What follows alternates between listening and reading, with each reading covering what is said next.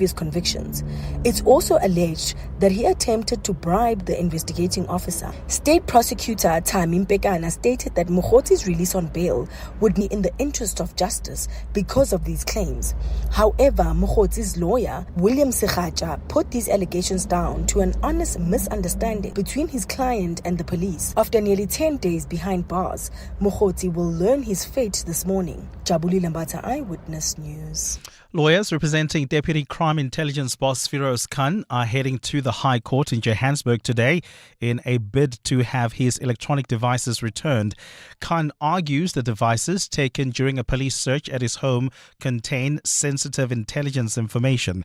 Khan, Gauteng Hawks head Ibrahim Kadwa and his security company owner Tariq Downs were granted bail earlier this month after their arrest over the alleged possession of raw, unprocessed gold. Nkosi Khona Malingamnisi reports. Khan brought the urgent application after receiving alerts that someone had attempted to access his iCloud account on the 12th of May. He claims police unlawfully entered and searched his home, seizing his devices without proper legal authority, actions he says violated his constitutional rights. Khan further warns that once data containing details of sources, undercover operations, and active investigations is copied from his phone, the damage cannot be undone. He argues any unauthorized access to the information could compromise intelligence operations, threaten national security, and put lives at risk. Nkosi Khona Malingamnisi, Eyewitness News in Johannesburg. The EFF wants Parliament to oppose President Cyril Ramaphosa's attempts to block an impeachment hearing against him. The party also believes National Assembly Speaker Thoko Didiza is conflicted in the matter because she toed the ANC party line and voted down a report in 2022 that suggested Ramaphosa breached the law. The EFF wants Didiza to involve all political parties in the legal decision-making in response to Ramaphosa's application filed in the Western Cape High Court. Lindsay Dentlinker reports. While the DA and ATM say Parliament must forge ahead with its impeachment process, regardless of the President's legal challenge of the parliamentary report on Phala, the EFF is insisting Parliament take a stand against the review. The party's chief whip, Nontando Nolachungo, says not opposing the review of the independent panel report commissioned by Parliament would undermine its authority, integrity and constitutional role. In a letter to the Speaker, the EFF has complained that only the ANC's chief whip, Mdumiseni Ntuli, was allegedly consulted on legal matters following the Constitutional Court ruling earlier this month that Parliament should establish an impeachment committee. The EFF wants all political parties to make submissions on opposing the President's application to the High Court and to make suggestions on the appointment of a legal team. The party is itself threatening to approach a court if Speaker Thoko Didiza does not act inclusively and fails to respond to their demands within the next 2 days. Lindsay Dentlinger, Eyewitness News, Parliament. And the U.S. Justice Department has launched a criminal investigation into E. Jean Carroll, the former magazine columnist who accused President Donald Trump of sexual assault. The investigation is focused on whether Carroll committed perjury in testimony tied to her 2 civil lawsuits against Trump. One alleging he sexually abused Carroll in a New York store in the mid-1990s, and a second for defaming her when in 2019 he repeatedly denied the assault. Prosecutors' theory hinges on a 2022 deposition statement by Carroll that she received no outside funding for her lawsuit, though it was later revealed that billionaire Reid Hoffman had paid some legal fees and expenses. The probe is the latest move in the department's ceaseless and somewhat strained efforts to meet Trump's demands to target his long-standing personal foes. Gold is trading at $4,392.83 an ounce. The rand is at 16.45 to the dollar, 22.04 to the pound, 19.8 to the euro. Brent crude oil is at $97.74 a barrel. And in the traffic, we've got heavy delays on the R21 South. This is due to an earlier accident near Olifantsfontein Road.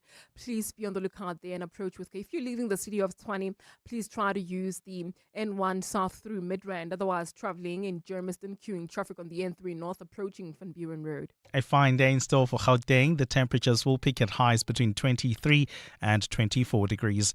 The top story in EWN this hour. Self-proclaimed political fixer Brian Mogotzi will know today whether he will be released on bail after the state challenged his application. EWN, in touch, in tune, and independent. For the latest, visit ewn.co.za or download the EWN app. On Sunday, 26 July, 7:02 Jozi My Jozi Walk the Talk unites us all in the iconic Joburg CBD. 7:02 Walk the Talk. Abize bonke. Enter now on primemediaplus.com. You're with Clement Manyathela On 702. Let's Walk the Talk, streaming on the Prime Media Plus app, DSTV channel 856. 92.7 and 106 FM.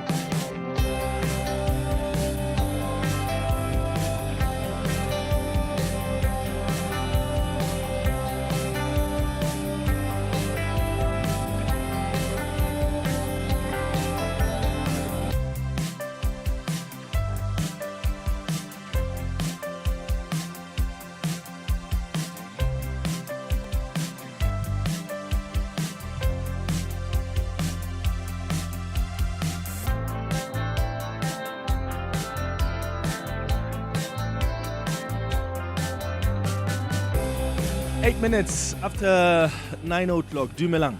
Welcome to the Clement Manyathela Show. It's wonderful to have you with us here on 702 on this 28th day of May. I hope you're well this morning. 011-883-0702. That's the number to dial this hour as we kick off the 702 open line, brought to you by True Caller. Trust the real ones on 702. You can send your WhatsApps as well on 072 702 1702. So, how do you feel about the Bafana squad? Coach Hugo Bruce announced the names of his 26-man squad last night for the upcoming World Cup, which begins on the 11th of June when we play Mexico. This is the country's first World Cup appearance in 16 years. It's a big deal for us. President Cyril Ramaphosa was actually telling the coach and the players yesterday that South Africa expects nothing less than the World Cup itself. By qualifying for the 2026 FIFA World Cup for the first time in more than 2 decades, you have already written your names into the proud sporting history of our country. But fellow South Africans are not satisfied with just qualifying alone. No, we do not want group stages. We do not want early exits. We do not want to hear the words eliminated or bowing out. We want to see you compete with courage, determination, and belief until the very end. And I can say that I have some proof that you will do well. As I shook your hands, I could feel a very firm handshake from each one of you. And I looked into your eyes, I could see real fiery determination. And that told me that you are going to go to Mexico. You're going to the FIFA World Cup in Mexico, United States and Canada, to play your hearts out and to play the best soccer, the best football ever. We want to see you bring that trophy back home. We do, as South Africans, believe that that trophy belongs here, and we want to see you bring it back here. So yeah, that's what the president said last night. And look, I gotta be, and I'm not trying to be weird or negative, but does the president seriously think we stand a chance to win the World Cup? Huh? Do you think we stand a chance? How far do you think we're going to go? And maybe that's a more reasonable and realistic question. Yeah? We open our campaign against the hosts, Mexico, before facing, I think, Czech Republic and South Korea in Group A. And to advance, we must finish in the top 2 of the group or among the 8 best third-place teams across the tournament 12 groups. So I want to know from you if, 1, are you satisfied with the squad? and how far do you think Bafana will go in the World Cup? Remember on Tuesday I was saying the team will be dominated by players from Mamelodi Sundowns and Orlando Pirates. Well, Mamelodi Sundowns are leading the way with 7 players in the squad, including Captain Ronan Williams. We've got Tebogo Mokoena there, Themba Zwane. Orlando Pirates are close behind with 6 players in the squad, including Relebohile Mofokeng, Oswin Apolis, Evidence, Makapa, and others. Kaizer Chiefs have just 1 representative in the squad, and that's the defender Bradley Cross. And of course, there are several players that are based abroad, including Lyle Foster. There's also Pepelo Sitole in Portugal, and defenders in the United States, Norway, and Germany, you name it. So let me know what your thoughts are on this squad on 011-883-0702. And how far do you think we're going to go? WhatsApp's on 072-702-1702. Another issue I want us to discuss on the open line this morning is around how you split costs with the mother or father of your children, because there's this Limpopo High Court judgment which really piqued our interest with the producers when we read about it in the Sowetan this morning. So the Limpopo High Court has overturned a divorce ruling that had ordered a man to pay his ex-wife about 2,000 rand a month in lifelong maintenance. The court has found that the woman failed to prove that she could not financially support herself. So the husband, who is an attorney, had argued that his former wife was earning money through a tuck shop and a cake baking business. So the 2,000 rand maintenance order was set aside entirely. But the husband still remains responsible for supporting the children of that marriage, of course. So he's ordered to pay about 3,000 rand for the minor child, 6,000 rand for the dependent adult child, and of course, additional expenses including school fees, hostel fees, transport, uniforms, stationery, you name it, tertiary education, medical costs. So this is on top of the 3,000 for the minor and the 6,000 rand for the dependent adult child. So I would like to know, in cases where you are no longer with the mother or father of your child, how did you agree on child maintenance without involving the courts? Because, of course, when the matter goes to the courts, it's more clearly defined. There's structure. The judge or magistrate decides on, based on the evidence and, the documentations before them, they decide, okay, how much the husband or the wife must pay or how the cost must be split. But in cases where the matter has not reached the courts, how do you share the responsibility equally with your former spouse or partner? Who pays for what? And is it equal? How do you manage splitting costs? I would like you to share your experiences with us, please, on 011-883-0702. At 10 o'clock, though, we're going to do the Hanging Out feature. And today, I am so excited because I'm hanging out with one of my faves, the South African music legend, Sipho Hotsticks Mabuse. Because for decades, this man has shaped the sound of South African music through jazz, through pop, through Afrofusion. I mean, for over 50 years, he's been in the world of music. And I'm looking forward to hanging out with him between 10 and 11 o'clock. At 11 o'clock, we're going to do our Across the Desk feature. And today we're asking whether African governments are doing enough to deal with this migration crisis on our hands. Yesterday, we spoke to the Minister of International Relations, Ronald Lamola, on the show. And it became clear during that conversation that there is no collective effort or united action by African countries on how to deal with the migration crisis. Instead, there's seemingly a blame game. I mean, our minister seems to believe that the way some countries have responded to tensions here in South Africa has been coordinated to undermine our country. But our country is also saying these countries on the continent need to work together to deal with the issue of migration collectively. I know President Cyril Ramaphosa will be tabling a continental migration compact at the AU soon, but my goodness, we need to have a collective plan. Why don't we have it? And what responsibility does fellow African countries have over the large numbers of citizens leaving their countries? Because some reasons for migrations include unemployment, political instability, or maybe it's poor governance in their home countries. So what accountability do these governments take for this crisis? That's a conversation I want us to have on our Thursday dialogue at 11 o'clock. That's the show coming up over the next 3 hours. Clement Manyathela, streaming on the Prime Media Plus app. DSTV channel 856 92.7 and 106 FM.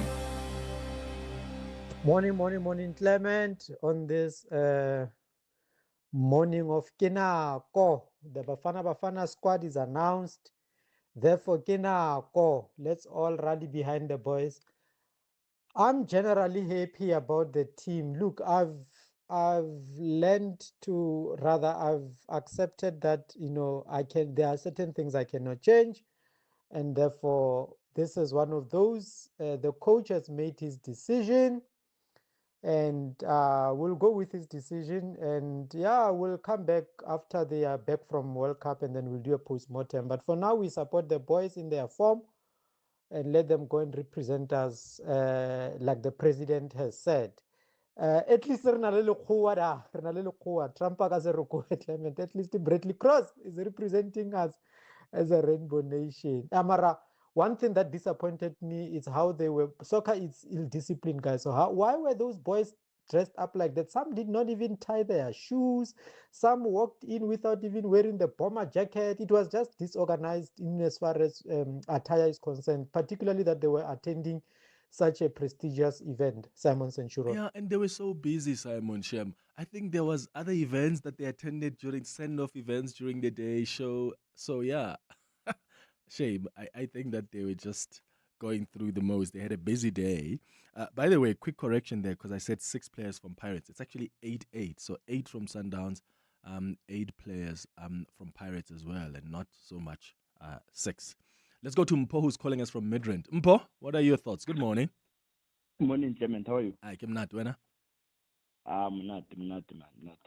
Yeah, no, man. Generally, I think the squad is okay, but the only issue that I might have is that it seems like hard work sometimes doesn't pay off. Mm-hmm. Looking at keeper that has improved, like Brendan Peterson, I felt sorry for the guy. He's worked his socks off, and I think his achievements are also part of the reason that they went to number 3.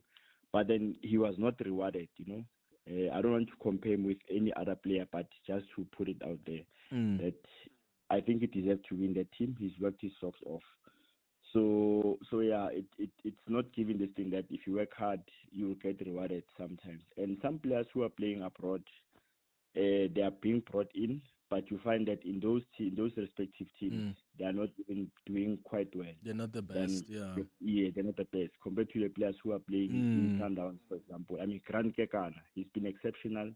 Some players took us to AFCON, and then they also played a key role in making us qualify for the World Cup, but they're also out. So yeah, it's a bit sad in that regard. Yeah. So you don't think we bring him back the cup? No, the cup. No.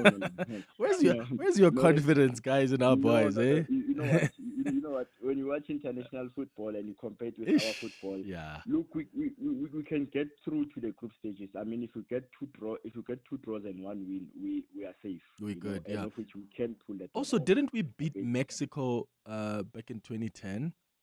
It was a draw, 1-1 draw. It was a draw. Oh, 1-1 draw. Okay. Yeah, it was a draw. So that's what but we did not even qualify, right? Did we?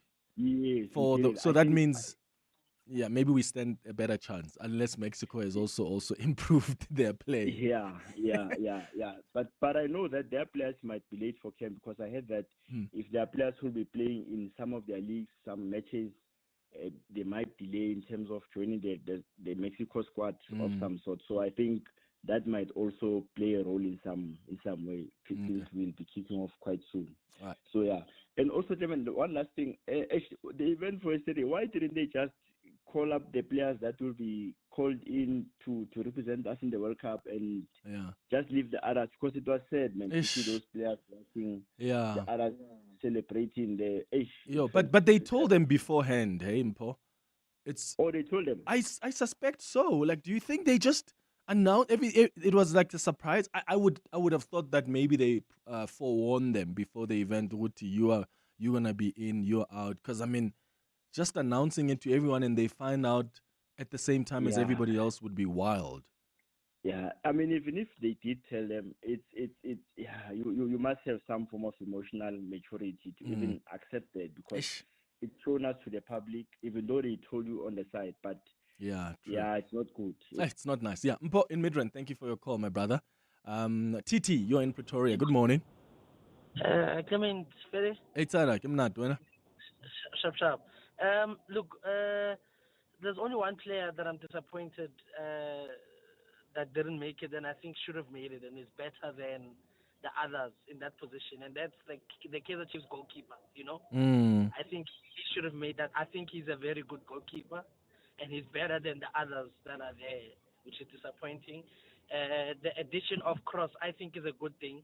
Yes, on merit, he's a good player, but also from a racial point of view, man, I think I give out to Tomadi politics,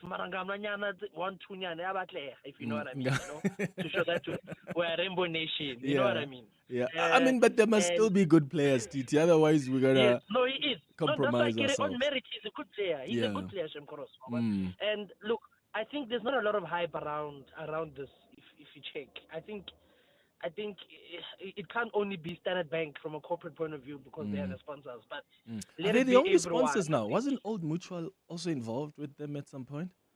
I don't know. Standard Bank is making more noise than Old Mutual. Yeah. I think they're probably one of the main sponsors. I know Hyundai is also a sponsor, but Standard Bank is making more noise. I think a lot of corporates should jump on board. Soccer Friday should come back. We should just have this whole hype, It should start happening. I think we need to build hype. I think that's going to help the boys do well. Yeah. There was actually a TV show on SABC One, an Old Mutual kind of a show where during AFCON they took some soccer fans they did like a reality show of sorts with soccer fans who were there at AFCON in Morocco. It was such an interesting show, and I think I wish we had stuff like that were being shot and showcased. We should, even with the schools, I mean, even showing the players, if the players are that side, showing them videos of kids saying good luck, all the best, people are going crazy. I think that will also help from a mental point of view. Psychologically, it's about Tusha to go out there and know that,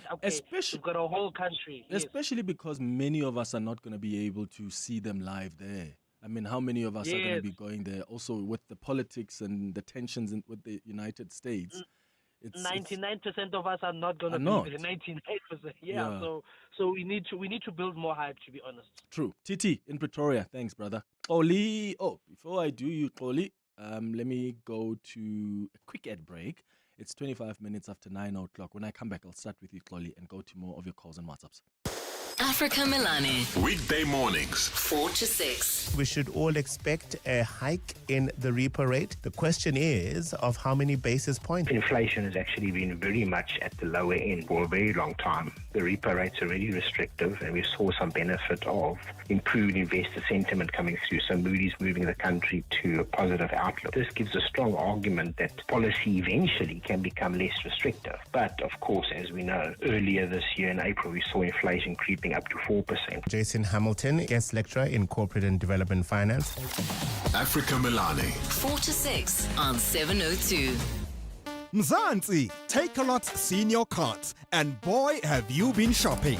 To say thank you for all your support, we're bringing you the Thanks A Lot sale. Get up to 60% off must-have beauty, sports gear, latest tech, TV and appliances, everyday essentials, toys and more. To know you is to spoil you. Shop the Take-A-Lot Thanks A Lot sale from 25 May to 7 June. Barry, I don't know what I'm doing anymore. My life has taken a hard left at career goals. It's not your life that's turning, Brew. It's your steering. My steering? Your car's pulling left like your decisions. Go get top quality mileage steering parts from Goldwagen. That will set you straight. Wait, I feel aligned. It's just your steering that needed direction. Goldwagen. Keep on driving.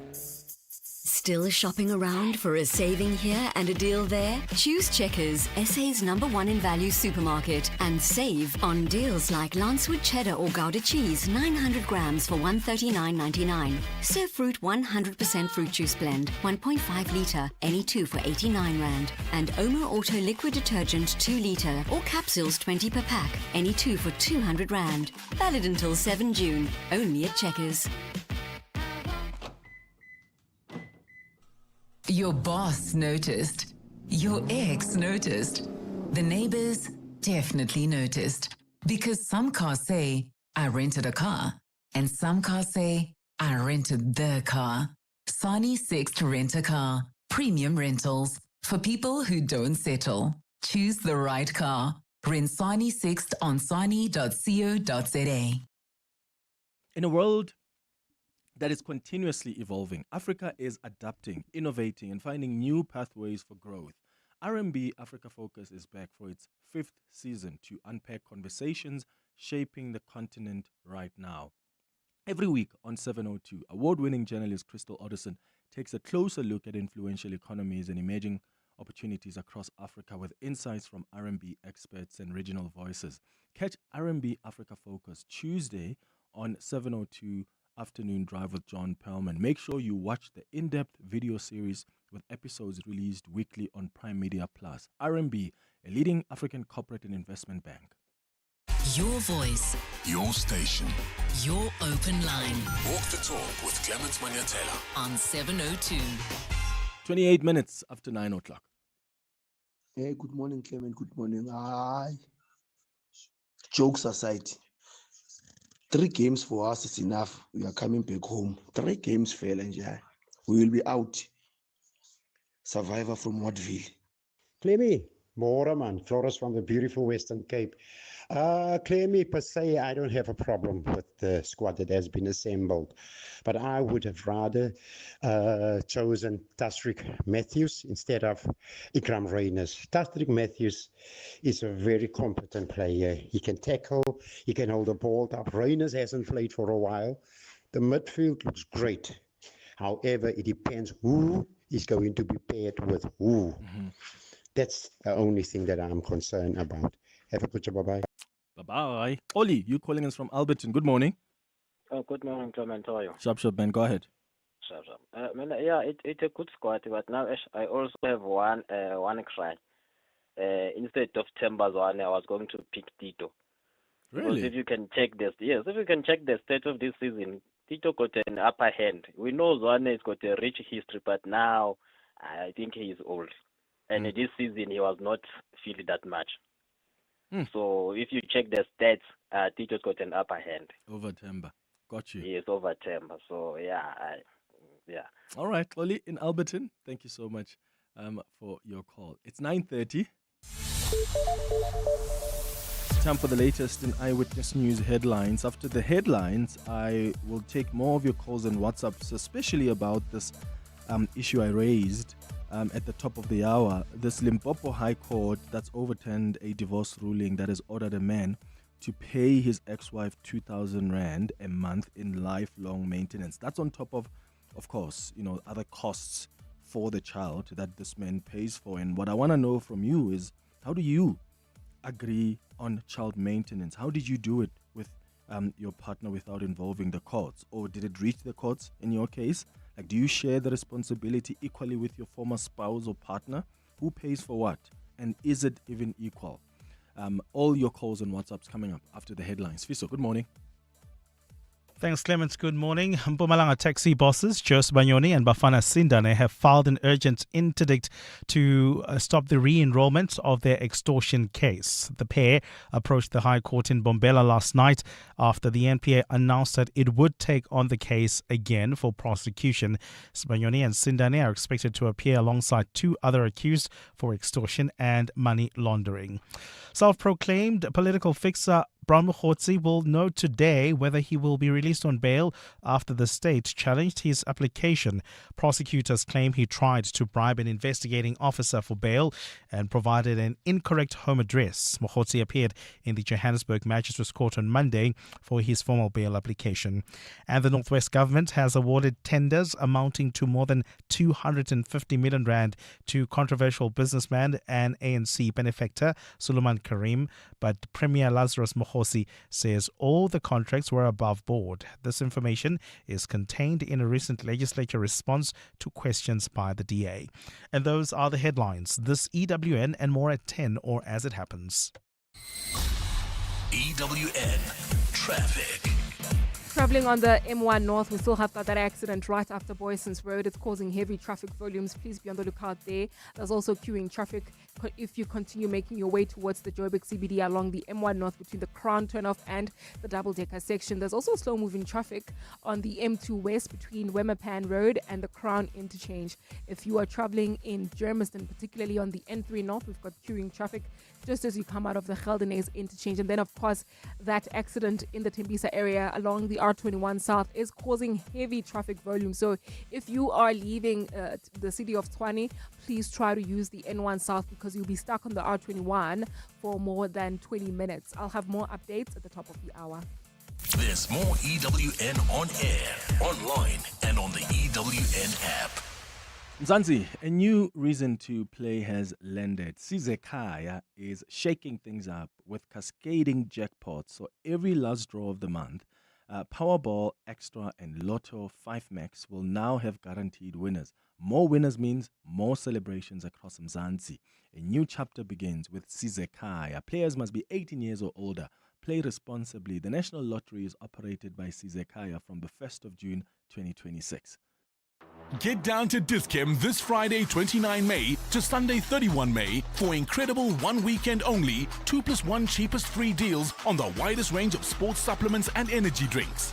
Offer applies to the lowest priced items in your sports supplements basket. Remember, when you choose better rewards brands, you get an extra 10% off instantly. Level up your fitness game with 2+1 cheapest free on sports supplements this weekend only. Dis-Chem. Better health starts here. Get the hottest 100-buck deals this week at Food Lovers Market. Buy 2 500-gram packs of ground beef for only 100 rand. A 7-kilogram potato pocket and a butternut pocket for a low 100 rand per combo. And any 7 500-gram bags of Fatties and Moni's pasta for just 100 rand. Valid until Sunday 31 May only at Food Lovers Market. It's in the experience. KwaZulu-Natal is turning up the heat this winter. Catch this show live from the launch of KZN's winter season campaign tomorrow with the KZN Tourism and Film Authority. Discover what makes KZN the ultimate winter getaway, from the rolling green hills of the KwaZulu-Natal Midlands to scenic coastlines, rich culture, unforgettable food and family adventures. Wozobona, it's showtime in KZN with the KZN Tourism and Film Authority tomorrow on 702. Open Line on the Clement Manyathela Show is brought to you by Truecaller. Trust the real ones on 702. It's 25 minutes before 10 o'clock. On the Open Line this morning, I've been asking you about the Bafana Bafana squad. 26 strongman squad was announced by Bafana Bafana coach Hugo Bruce. And I've been asking if you're happy with the squad and how far do you think Bafana Bafana is going to go in the World Cup. I've also been asking you this morning about just maintenance and how it works with you and your former spouse or partner. And I'm asking this because there's a court judgment coming out of Limpopo which has overturned a divorce ruling that had ordered a man to pay his ex-wife 2,000 rand a month in lifelong maintenance. So that's maintenance for the wife, far apart from what this man already provides for the children. So the court found that the woman failed to prove she could not financially support herself. So the husband, who is an attorney, argued that his former wife was earning money through a tuck shop that she owns and a cake baking business. So the 2,000 maintenance order was set aside entirely, but the husband is still responsible for supporting the children in the marriage. 3,000 rand for the minor child and 6,000 rand for the dependent adult child. And of course, just some additional expenses as well, whether it's school fees, uniform, transport, stationery, medical costs, you name it. And I want to know, in cases where you are no longer with the mother or father of your child, how do you agree on child maintenance without involving the courts? Like, do you share the responsibility equally with your former spouse or partner, or does it depend on how much one earns, but also how transparent and honest are partners when they are discussing their salaries so that they can determine how they share responsibilities? How do you decide who pays for what? And is it equal? And of course, in most cases, women bear the larger responsibility because most times they live with the children. They are the ones that pick them up, drop them off at school. They are the ones that must make sure that the kids have something to eat every single day. And sadly, most fathers who are no longer with their kids will just be responsible for school fees or varsity fees or Christmas clothes, which honestly is not enough. If you look at what the mother who's sitting at home looking after the kids is responsible for. So I'd like you to share your experiences with us. How do you do it with your own former spouse or partner when it comes to the maintenance of your children? How do you decide who pays for what? And is it equal? Do you try and say 5,000 each every month or 10,000 each every month, and that's going to then be divided among the children? How do you manage splitting costs?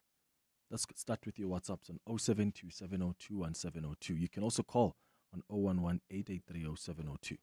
Good morning, Clement. This is Simi. On the issue of child maintenance and how to avoid a situation where you and your former husband or your former spouse or your former partner are taking each other to court, I think these situations are difficult to avoid because in most cases you find that it's either the father is not willing to play his role in child support or the mother wants to use child support as a way to fleece out money out of their former spouse or their former partner. So she'll be demanding excessive amounts in child maintenance. And that's how the case will end up going to court. The whole thing will end up in court. So I don't think it's easy to avoid these situations of former partners taking each other to court, especially if the relationship ended up in bitter situations. Yeah, and obviously when matters also go to the courts, in fact, you're probably likely to even pay more. Let's say as a father of the child, because in most cases it's the fathers that get taken to court for maintenance. So I'll use sort of that general example. Normally when you go to court, because the court looks at the documentation before it, what are the merits of the case? How much do you get paid? How much are you in debt? And then they determine from there how much you must pay for maintenance for your children. And I really think the best way is just to have a conversation with your former partner, your former spouse around how do we handle the situation so that it doesn't end up getting to the courts. But the reality here is you do have other women who are going to try their luck, and they're going to send all sorts of different costs and expectations to the former spouse or partner in the name of this is what the child needs, when in fact they know that they want that for their own benefit. I'm not saying that's always the case, and maybe it even happens with some men who do so and who are living with their children. But in most cases, it's the women who live with the children, and in most cases, it's them who'd often have to reach out to, which is also sad, because if you have fathered a child, why must you be constantly called and asked to intervene and take care of your own child? If you've got the resources, if you have got the resources and you are employed, you've got the funds to look after yourself and to look after your new family or in your new life, how do you not take responsibility for your own child that you have fathered? Why must your former partner be the one constantly calling you and saying, hey, the child needs money for groceries. We need school fees. That's not a responsible thing to do. But I'm saying we must also be cautious because sometimes there are women who take advantage and sometimes they will ask for things that are not really necessary in the case because they're either trying to I don't know what that is in English. But they're not doing this for the benefit of the child. So how do you manage it? More of your WhatsApps.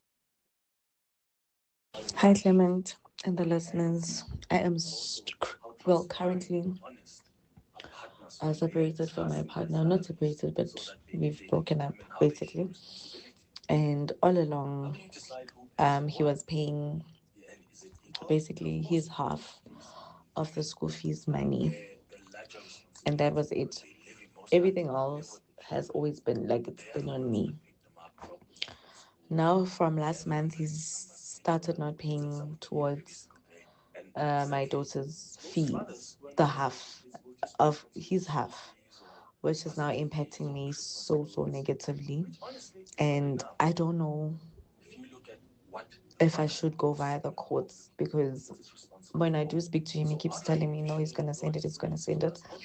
I don't know if he is experiencing financial issues or what is the story, but he is really messing me up now, and that is the only thing that he's basically contributing towards for my child. Clement, how you do it is just being reasonable. Just be reasonable. Divide all the things that you need to do together and agree on it and be reasonable on it. One thing I don't agree with you, this notion of saying the mothers, they pay much responsibility because they stay with the child. If I'm fighting for custody and you win the custody, you're going to have to be faced with those things automatically. If I win the custody of the children, I have to face those kind of situations. So it's not a mother and a father. Don't go there. You can't compare the two and say because the mothers are doing this. Traditionally, yes, they used to do, fathers would leave and all those things. Right now, fathers are taking responsibility for their children. Unless that father has run away or doesn't want to take responsibility, yes, I can understand. But don't generalize and say mothers are the ones who are doing all sorts of things. Sendile. Sendile, what I mean is in most cases, that is the reality. That is the reality in most cases. Historically, statistically, most children are being raised by their mothers. And of course, there are other cases where the fathers have tried to fight for custody and they don't win. And I would still argue that even in a case where you have not won full custody over your children and they still stay with their mother, you must still bear the responsibility if you've got the resources to. You cannot fold your arms and say, well, I'm going to contribute 20% because you own the custody, so you bear the responsibility. Of course, the fact that you are staying with the children comes with more responsibilities. Like, who cooks for the children? Huh? It's you as the mother. Who makes sure that the children are up at 5 a.m. so they can shower or take a bath and go to school? Who prepares a lunchbox for them? There are many other responsibilities in the household that are not necessarily financial that still fall on the responsibility of the main primary caregiver. And in most cases, it's women who are primary caregivers.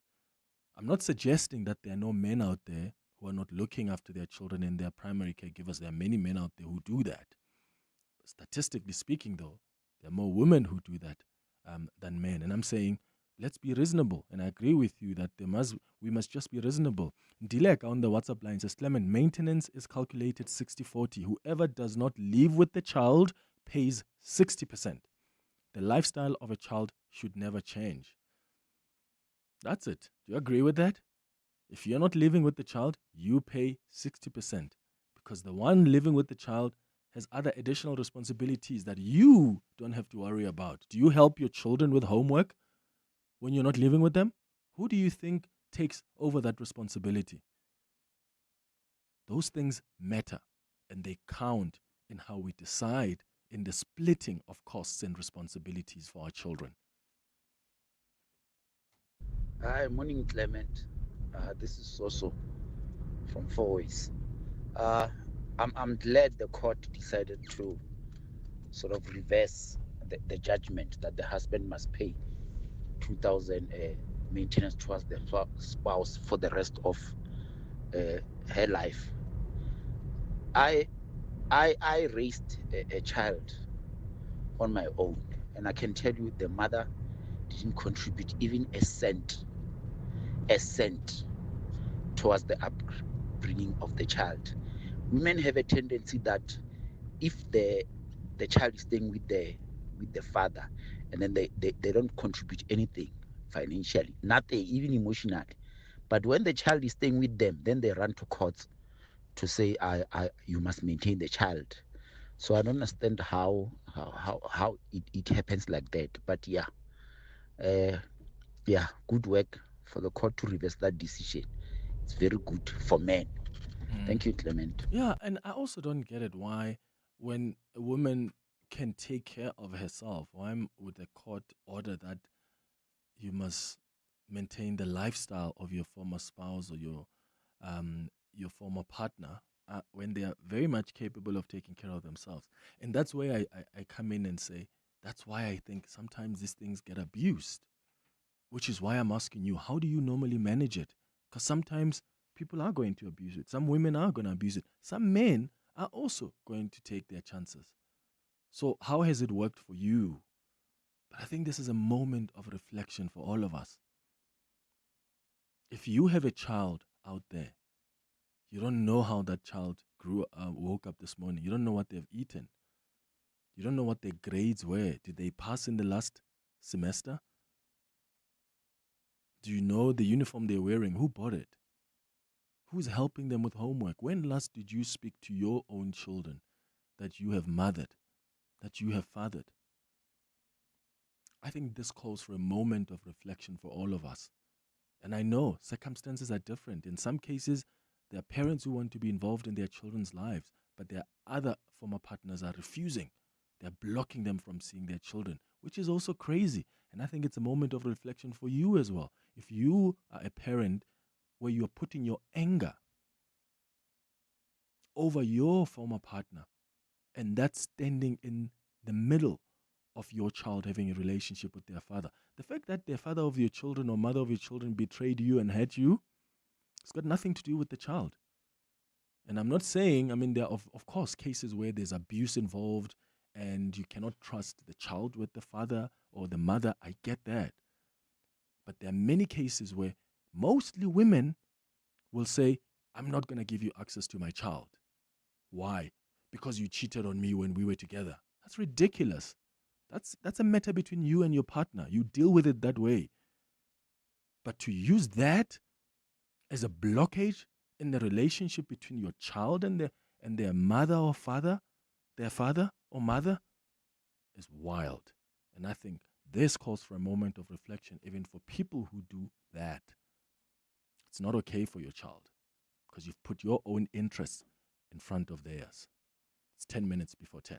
Mom, I know what I want to be when I grow up. Oh, really? I want to be an astronaut. An astronaut? Aren't you aiming a little high?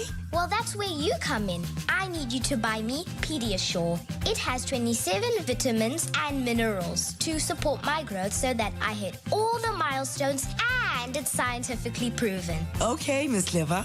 Where can I buy Pediasure? It's available at pharmacies and retailers in South Africa. Pediasure by Abbott. Approved by kids to fuel their dreams. The 702 Josie, my Josie Walk the Talk, is calling on you to walk with the people, for the people, on Sunday, the 26th of July. Babize bonke. And this year, you can come and choose from 3 different inner city outlets. The 8-kilometer 44 Main Street route takes you from Ellis Park through Maboneng and the Joel City, past the Field of Dreams and Maharishi Invisibility Institute. You then go through the Main Street precinct, the Gandhi Square, and past the Carlton Center, finishing off at Ellis Park. So whether you are taking on the 8-kilometer, 5-kilometer, or 15-kilometer route, enter now on primemediaplus.com. And get ready for the 702 Josie My Josie Walk the Talk, hosted by the City of Johannesburg.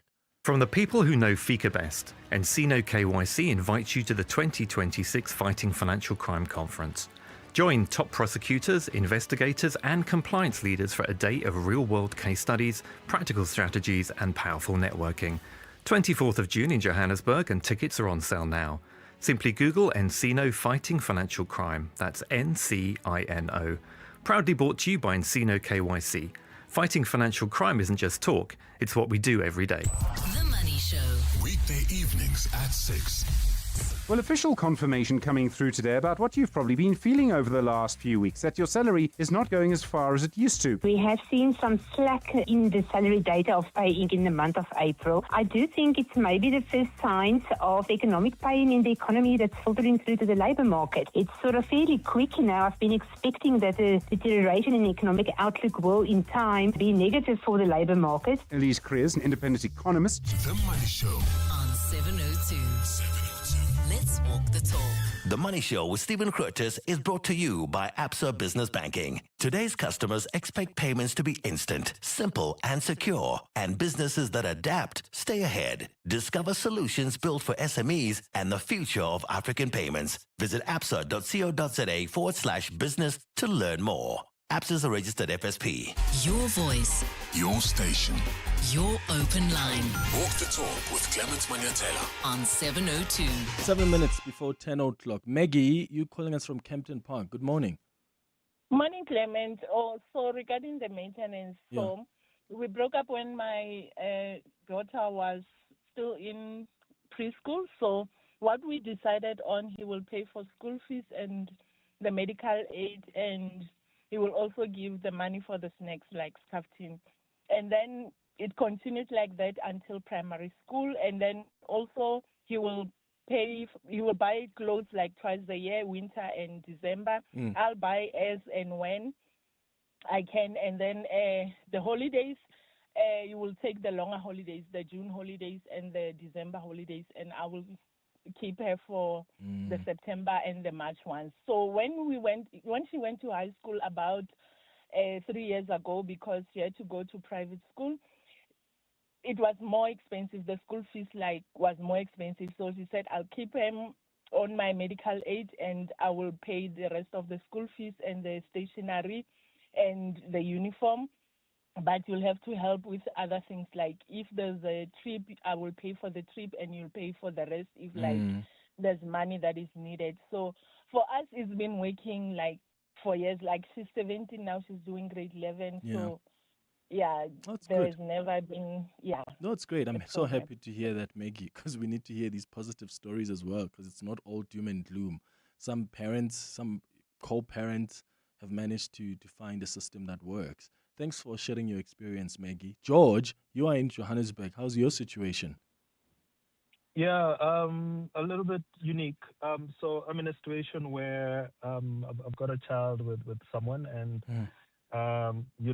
we had a very amicable agreement prior to her deciding to leave the country, where I was actually covering most of the costs because I earned significantly more than she did.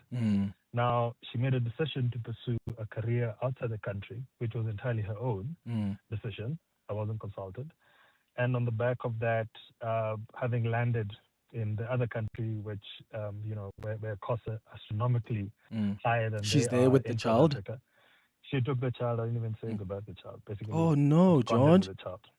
So on the back of that, all efforts to engage have just failed. And, she's trying to get maintenance out of me. Not maintenance, but child support. But I've always maintained that I have 2 other kids, and in that case, my level of contribution has to be equitable compared to what else I'm already accountable for. But she didn't like that answer. She didn't like the fact that I'm not willing to start subsidizing elements of her lifestyle wherever she is, and threatened me with lawyers. So at some point, I just said, if that's the route you want to go, I think we should probably go to court. Yeah. So in some circumstances, I think the court is the only way to resolve some of these issues because some differences are potentially irreconcilable and neutral arbiter. Do you still have access to the child, though? I don't. She took the child, and as part of this full negotiation or engagement, who then bears the cost of making the child available to me so that my rights can also be fulfilled as a father. Yeah. The child is half the planet away. So sure. Is she going to bring the child to me? Or how's that supposed And to who work? settles How do we that net cost? other costs? Yeah. Sure, George. Yeah, I'm sorry to hear that. I mean, you take my child and leave the country with them to go start a new life somewhere, and you don't even consult me, and I don't know anything about it. I don't even get to say goodbye to my child. That's a bit wild. It's unfair. And there are people out there who are refusing parents of their children access to those children, but they're always quick to want to shout, I want maintenance. But you're not interested to put your anger aside and think about the interest of the child. Some of us are just selfish parents. It's 3 minutes before 10. These calls. No! This was us before. Our dinner time being interrupted by unverified calls. My husband, 5 to being scammed. Upgrade to Truecaller Premium Family Plan. Protects up to 5 people for just 49 Rand 99 per month. Hubby chooses what to answer, and auntie knows what's real. Bese mina, I get my peaceful family dinner time. Truecaller, trust the real ones. Available on the Play Store and the App Store. The world's best male and female paddle players are coming to South Africa. The historic Premier Paddle Pretoria P1 will be at Sunbet Arena Times Square from 26 July to the 2nd of August. Expect world-class action, unbelievable energy, premium hospitality, and an atmosphere unlike anything South African sport has seen before. This is Africa's biggest paddle tournament ever, and tickets are selling fast. Don't miss your chance to witness the sport's biggest stars in South Africa. Get your tickets now at primemediaplus.com. We could tell you we are the best bank in Africa, but if you're a CEO or CFO looking to grow, you're probably more interested in the numbers. Like the fact that our systems process $9 trillion every year. That's around 45 times the value of all intra-Africa trade. And that our custody network safeguards 17.7 trillion Rand in assets. Those are big numbers. And a big reason to grow with us. Standard Bank Corporate and Investment Banking. Standard Bank is an authorized FSP and registered credit provider. T's and C's apply. 702 was in conversation with Sizekaya Holdings, the new operator of the National Lottery, discussing the next chapter of the National Lottery. We are R4 ready. We're now cementing everything, ensuring that systems are in place. What excites you about this new chapter at Sizekaya Holdings? So innovation, Clement, is as important as it is part of our philosophy. Innovation being at the core of our systems and our business model, it's been paramount and it's been at the forefront of us from the bidding stage all the way to where we are now. It sets us apart from the previous operators in terms of our agility to think and to adapt and make sure that the consumer's journey has a world-class national lottery experience. 702 in conversation with Sizekaya Holdings, the new home of the National Lottery. Sizekaya is licensed and regulated. No persons under the age of 18 permitted to play. Play responsibly.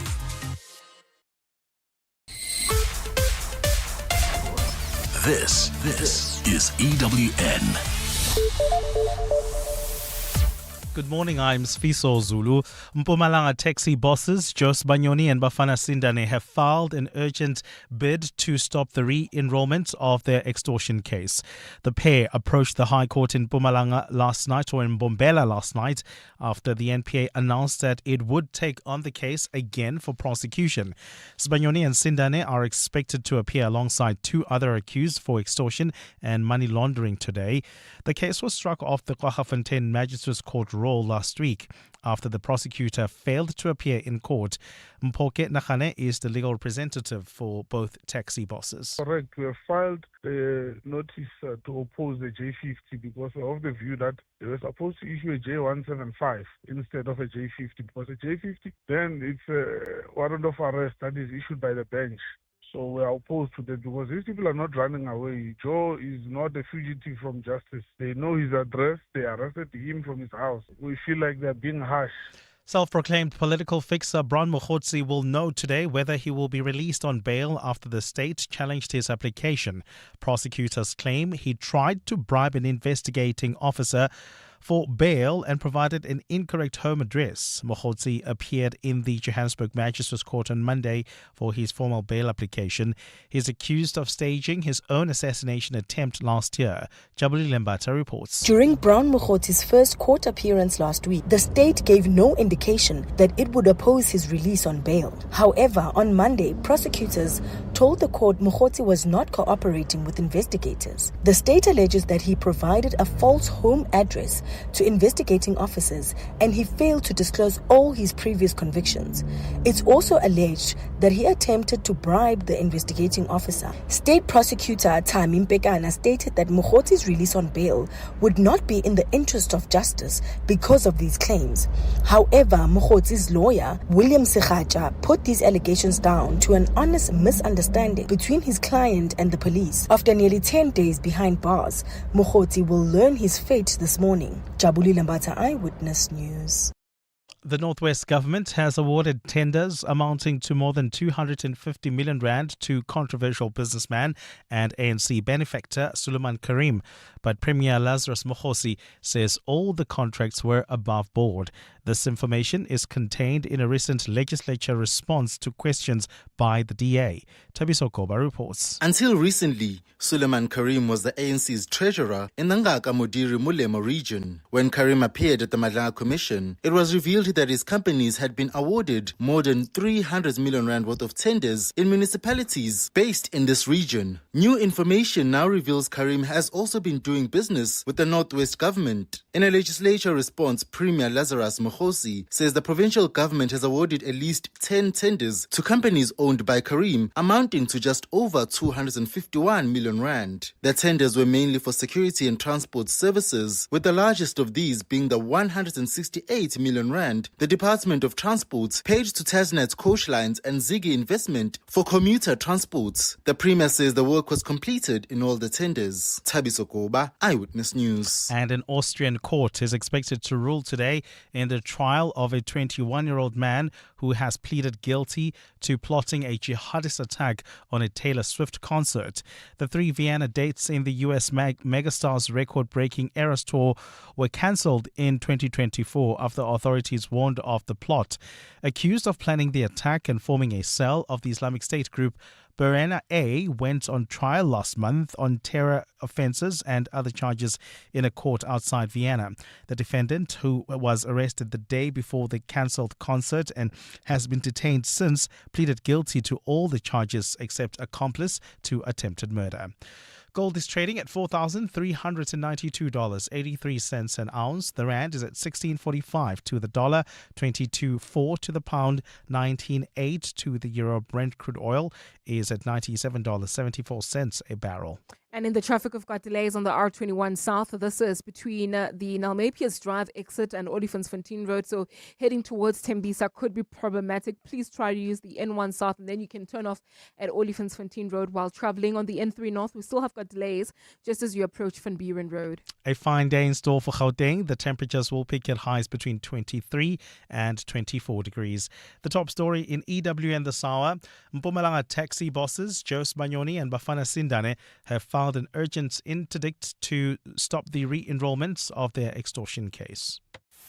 EWN, in touch, in tune, and independent.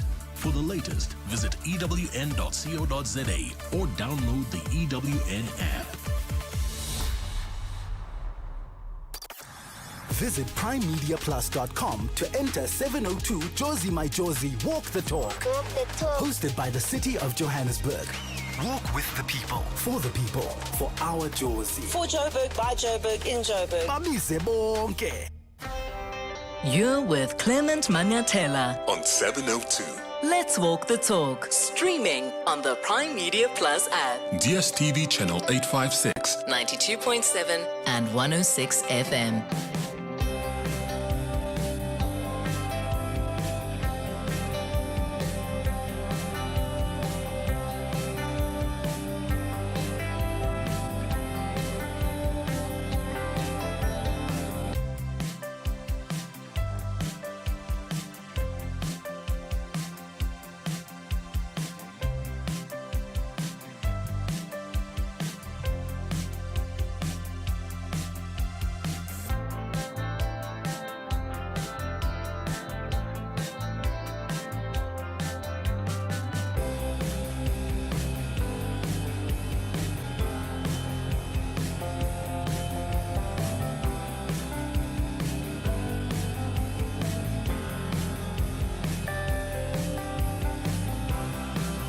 7 minutes after 10 o'clock, Dumelang. Welcome to the second hour of the Clement Manyathela Show. Thank you for staying with us here on 702, and thanks for your contributions on the 702 open line. Always appreciate you opening your hearts. And yeah, because sometimes we have difficult conversations. And sometimes we have conversations that require us to be vulnerable. So thank you for all your contributions on the open line this morning. Remember, at 11 o'clock, we're going to do our Thursday dialogue. An important conversation we'll be having after the news at 11 o'clock about the responsibility of African countries in dealing with this migration crisis. Because this is obviously a global phenomenon. You can't stop it. People are always going to move around for economic opportunities, but you need to find a system and policies and a framework that works. Otherwise, it's going to be a crisis like we're seeing right now in many parts of this continent, including more so here in South Africa. So we're going to have a conversation about the responsibility that African governments have. The president will be tabling a continental migration policy document of sorts at the AU. I wonder how far that is going to go to get all the different governments on the continent to work together. So I'm looking forward to that conversation at 11 o'clock. But right now, we start with our Hanging Out feature. Hanging Out with Clement on 702. Let's walk the talk. I'm very excited this morning to be hanging out, as I said to you earlier, with one of my faves. We've got Brasipo Hotsticks Mabuse in studio with us this morning. This is a man who for over 50 decades now, my goodness, over 50 decades, has shaped the sound of South African music through jazz, through Afrofusion, through pop, and through what others call bubblegum. Bubblegum. Soweto soul music. Soweto soul music. There's a lot, and I'm really looking forward to hanging out with you this morning, this hour. So thank you for coming through, Brasipo. Thank you, Clement. Welcome to the show. Thank you. The last time I spoke to you was on this feature was in 2021. It was during COVID times. Yes. And we were not allowing people in studio. So all our interviews were online. Yes. Yes. And I remember thinking, as soon as life goes back to normal, I need to bring you back into studio. Yeah. Thanks for coming through. Are you good? Thank you. I'm very good. You look so healthy. Like the young ones would say, what glow? Well, it's us of us lead. Give us a leader. I can't believe that you are, how old now? 76? 76, yeah. 76. Yeah. How does it feel to be 76? Feels good. Yeah? Feels good, you know. More wisdom. It's a privilege, really, to get to that age because not many people get to that point. And, when you get to 70, you start cracking up and you start limping and going through all these things. You wake up in the morning, you feel all the clicks, and then you have to call your doctor, please come and give me a jab. And you are nowhere near all of that. Well, I do that sometimes. Sometimes I think, no, let me tackle it before it gets worse. Yeah. Yeah. That's good. But you look so good. Thank you. When I'm older. You're running. I hear all the time that you're preparing yourself for this marathon. And as I walked in, I could see that you're limping. The first question I asked, how are you going to run your comrades?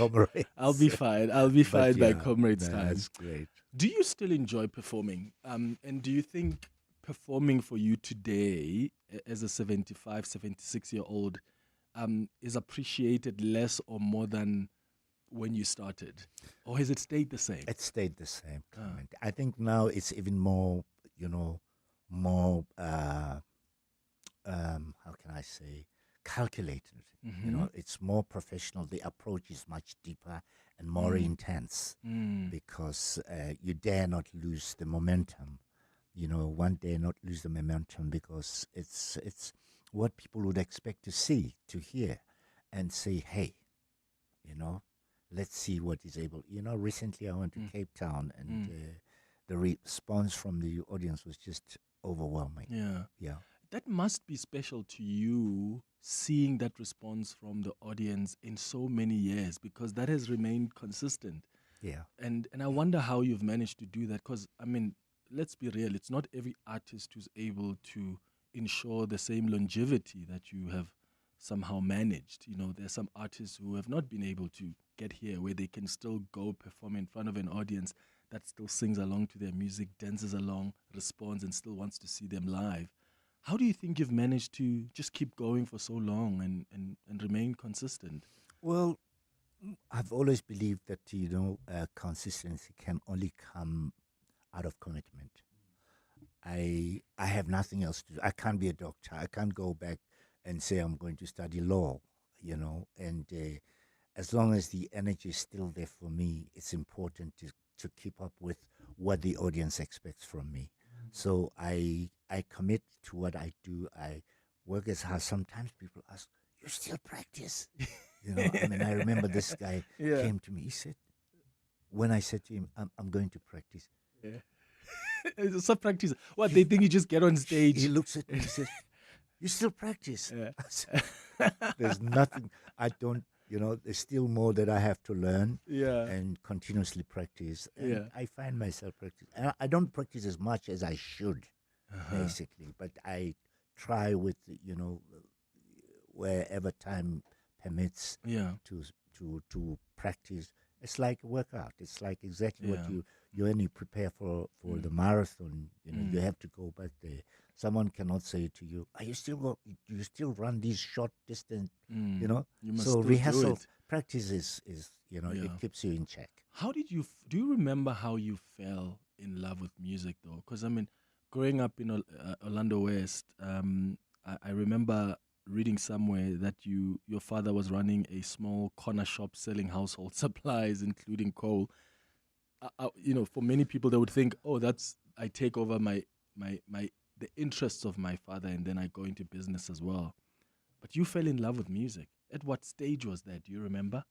To be honest, when you grow up in a society that's encumbered by music all the time, you can't just escape.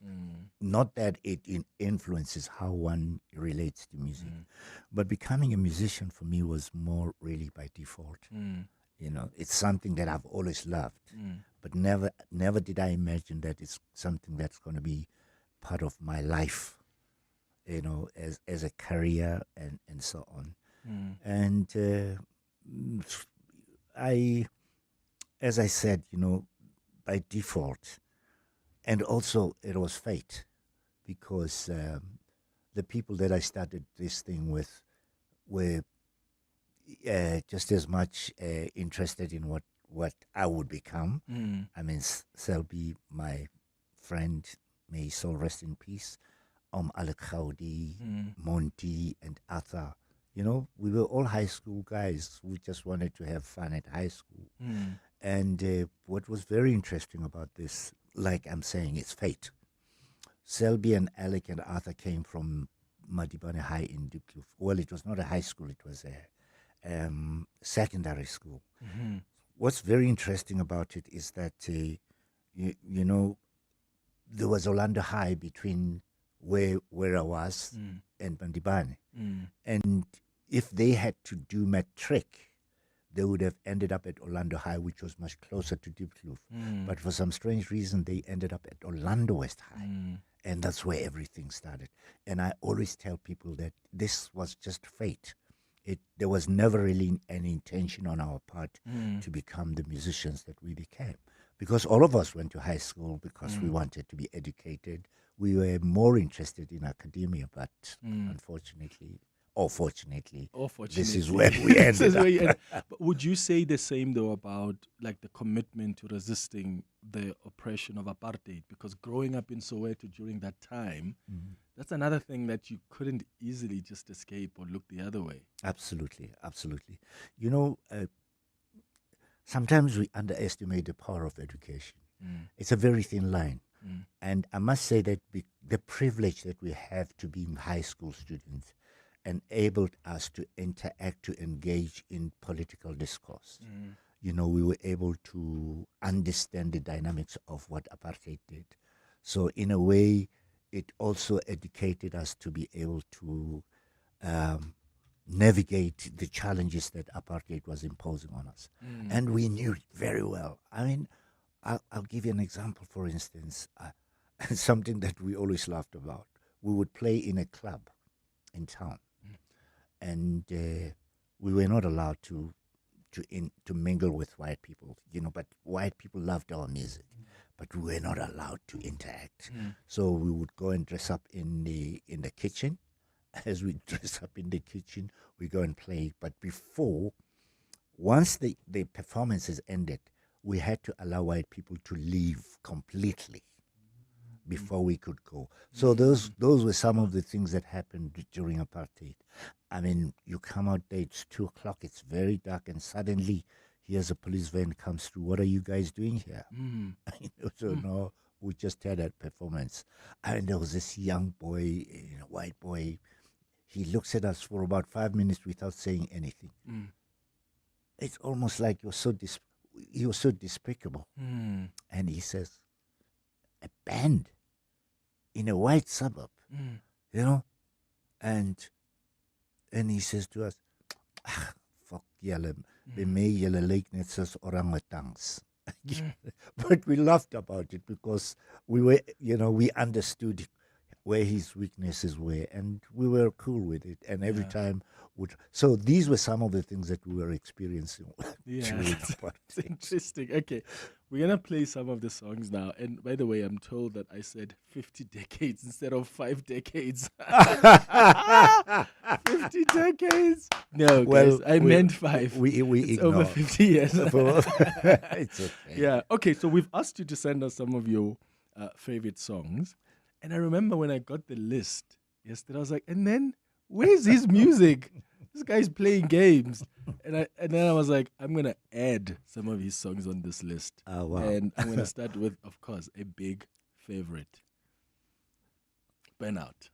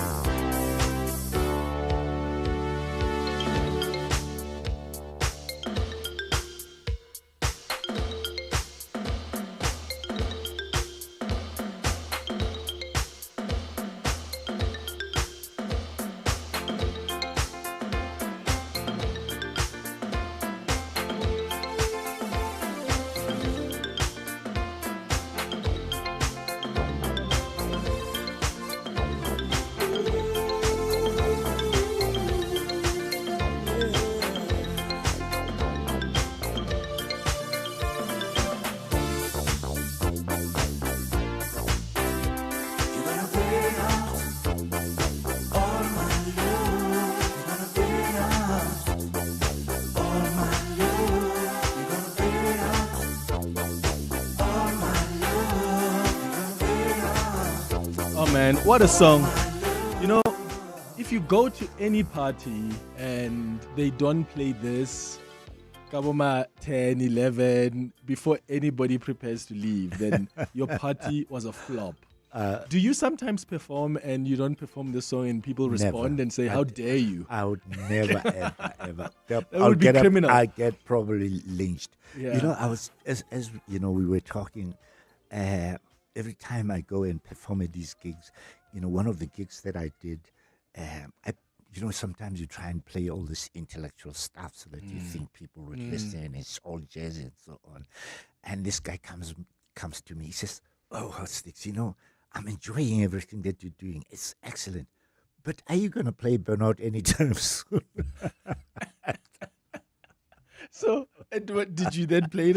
I said, no, of course, it's going to be a song that we definitely have to play. I just think as artists, you guys must just accept that there are certain songs that you have worked on that are always going to resonate. I know. So, and yes, doesn't mean we don't appreciate your new music. Yeah. We do. But we also want you to take us back a few years. You know? Remind us of why we are here. Why we're here. How we fell in love with you. Yeah. Absolutely. 23 minutes after 10 o'clock, we're hanging out with Prasipo. Hot Sticks Mabuse on the Hanging Out feature this morning. Your WhatsApps on 0727021702. You can also call us on 011-883-0702. Good morning, Clement. My name is Ike Patla, and it's such a great privilege to be able to say to Hot Sticks, thank you for the music, thank you for the friendship, remain as humble as you've always been and as supportive to other artists as you have been. Great to hear you on the radio. Oh, Clement, Jovijo, kulung kulung teli zuga, kulung kulung teli zuga, aye, ay, ya ne. Wow. Beautiful. That's so beautiful. Wow, it's so lovely to hear from Ike, you know. Yeah, man. That's amazing. Yeah. I'm going to go to Peter Tare now, who's calling us from Katlehong. Bra Peter, good morning. Morning, how are you, sir? Sharp. Go ahead. Hey, Malone. Sensei. You know that, oh, sir, that legend next to you there. Oh, man.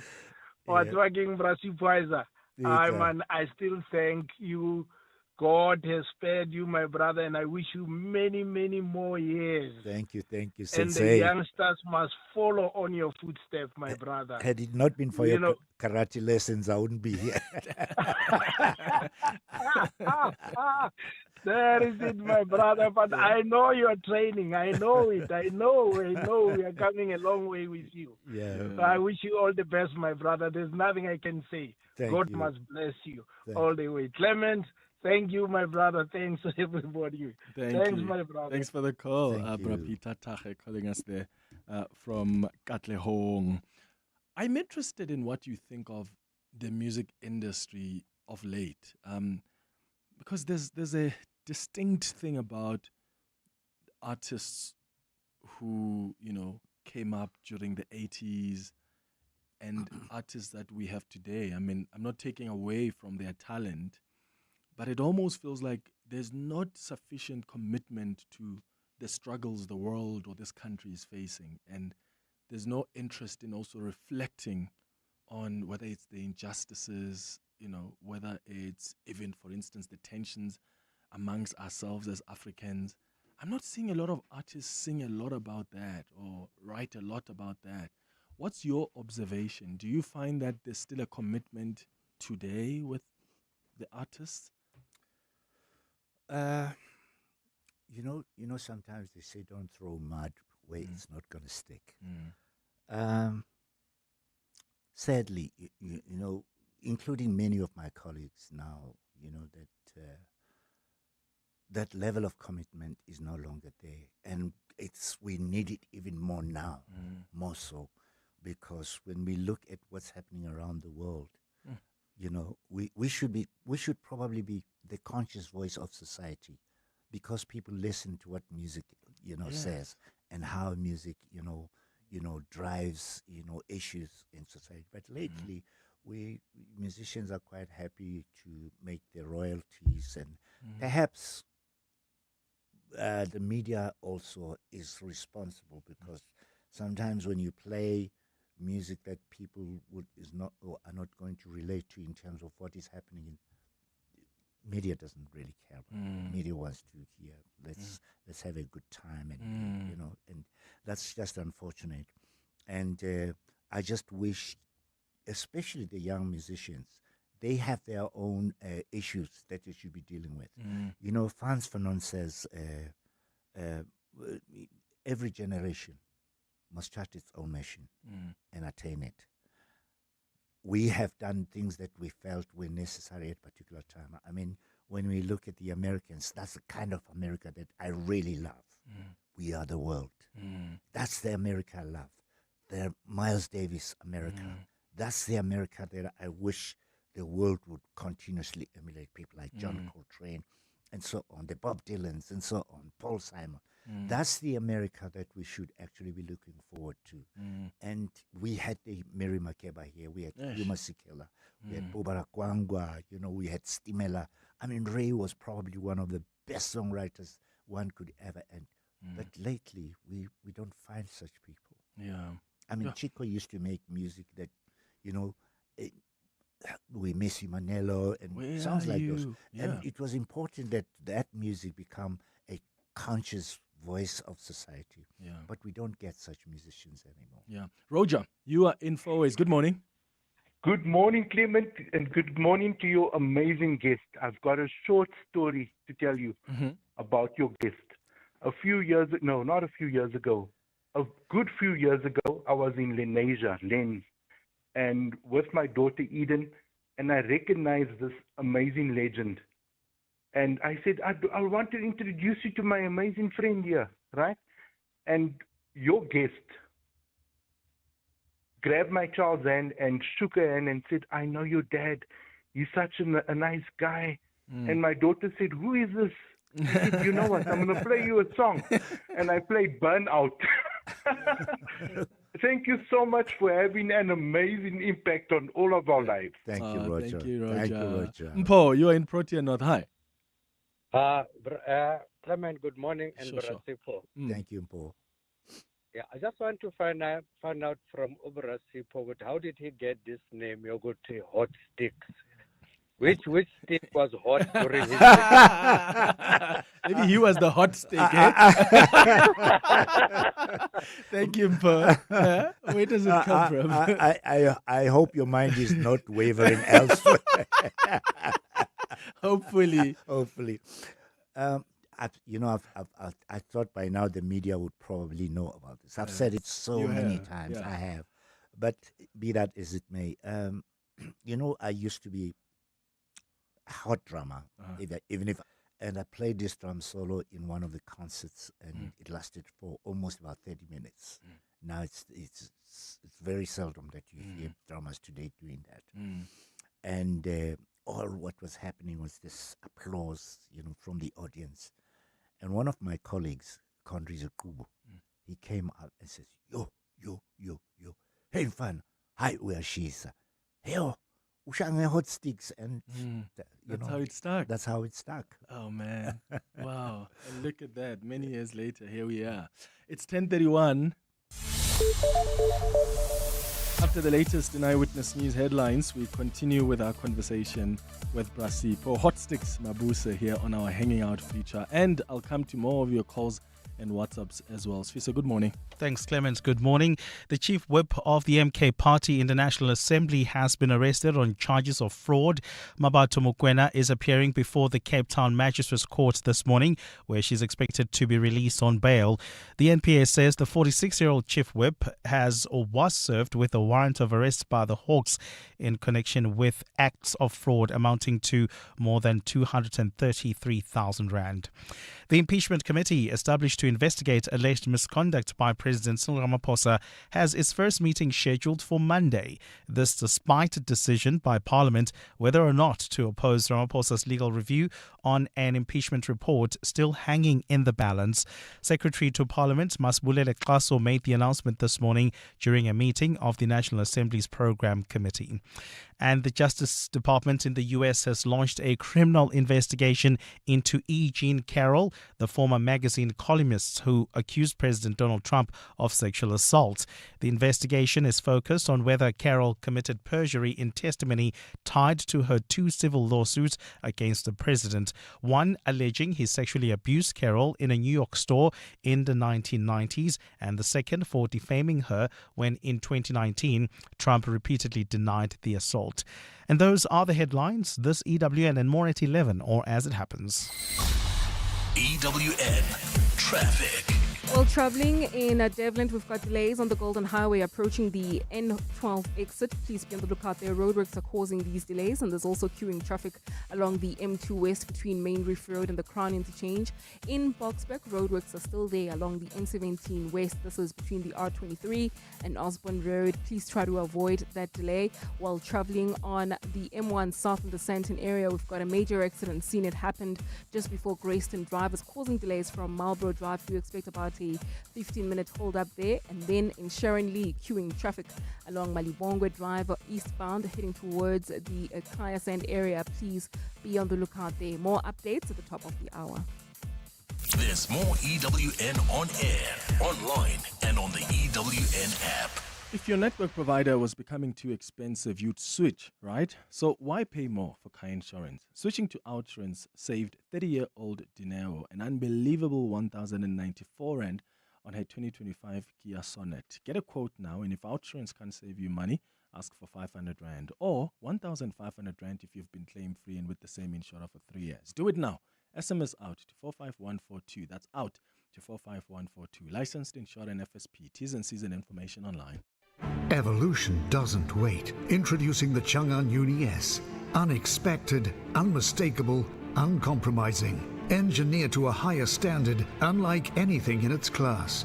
Unsurprising, really, from China's oldest automaker. Trusted by 30 million drivers worldwide. And at 4,999 per month, it's an unbeatable offer too. Chang'an Finance. T's and C's apply. Visit chang'anmotors.co.za for more. The Chang'an Uni S. Chang'an, driven to evolve. Mzansi, the excitement is building. The 130th running of the Hollywood Bets Durban July takes place on Saturday, 4 July. This year's theme, Country Allure, draws from the richness of our land, a celebration of heritage, freedom and style, inspired by our beautiful countryside. It's more than a race. It's where champions are made, stories are written, and greatness is unleashed. World-class horse racing, bold fashion, music, culture, and a day of endless excitement at Hollywood Bets Greyville Racecourse. Get your tickets now at Ticket Pro and release your glamour at the Hollywood Bets Durban July, Africa's greatest horse racing and social event. Joburg is more than just a city. It's an energy, a pulse, and a feeling connecting everybody. The heart of Mzansi. It's Joburg. In celebration of this, 702 has partnered with Jozi My Jozi, and we're calling on you to walk through the city center with us. Walk the talk. In the 702 Jozi My Jozi Walk the Talk. Babise bonke. On Sunday, 26 July, we're going to the iconic Joburg CBD, the home of dream creators and operators, where we dominate and history make. So join us and be a part of something special. I'm ready to rock this boat. Because when Joburg walks together, extraordinary things happen. Enter now on primemediaplus.com and get ready for 702 Jozi My Jozi Walk the Talk this July, hosted by the City of Johannesburg. Walk with the people, for the people, for our Jozi. Babise bonke. Enter Walk the Talk now on primemediaplus.com. Hanging out with Clement on 702. Let's walk the talk. 24 minutes before 11 o'clock, we're hanging out with Brasipo Hotsticks Mabuse on our Hanging Out feature this morning. And I've got so many of your WhatsApps and calls coming through. And I'll come to them in a moment. Bull and Tulani, I'll start with your calls shortly. I want to play this quick song, though. MFSB, yes. Clean Up the Ghetto. Why is it so special to you? You know, Clement, when you drive around everywhere in the townships, it doesn't matter where, dumping has become, it has become normal. And we are somewhat oblivious of the dangers of dumping and how filthy, actually, the townships have become. We can live in all these fancy houses and so on, but once we have this dumping with the rodents, rats, and dogs and animals everywhere, and then you start thinking, you wake up to this, and it's almost like people don't realize the danger and the cost to the state if people get sick and children are playing into those things. So I just felt, we need to speak to our people about this. And I've spoken to the mayor about it, but I speak to the council, and there's always this nonchalant response. Yeah, but maybe we need to call the churches and the community. I said, if that's what we should do, then let's do it. Let's not speak about these things in hushed tones, because it is where we live. And I just felt I needed music as a conscious voice to actually make this statement. Well, let's remind them.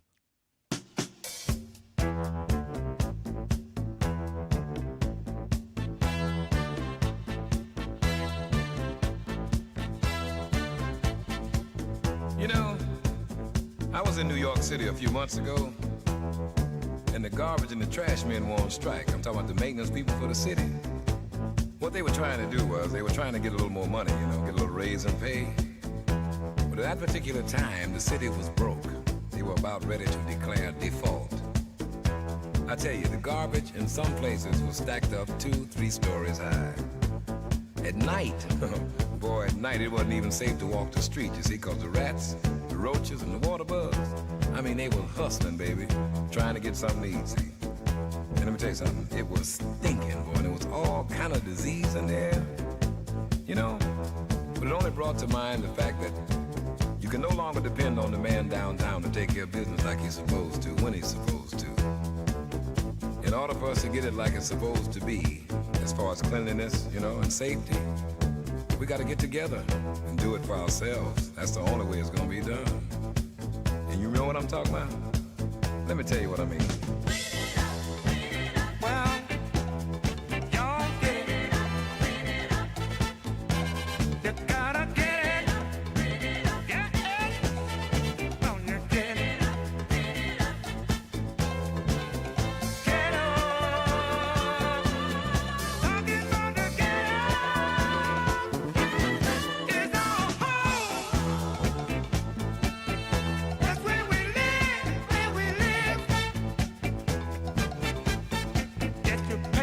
Your hammer, your nails, get your brooms, your mop and your pails.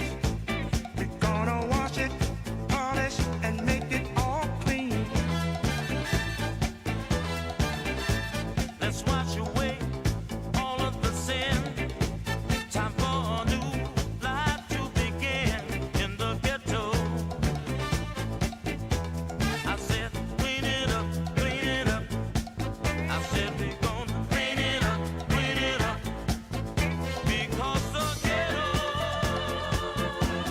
good morning, Clement. Good morning, Sipo. Wow, what a giant of the music industry. I just want to relate an issue from way, way back, decades, 3 or 4 decades, when Sipo released Burning.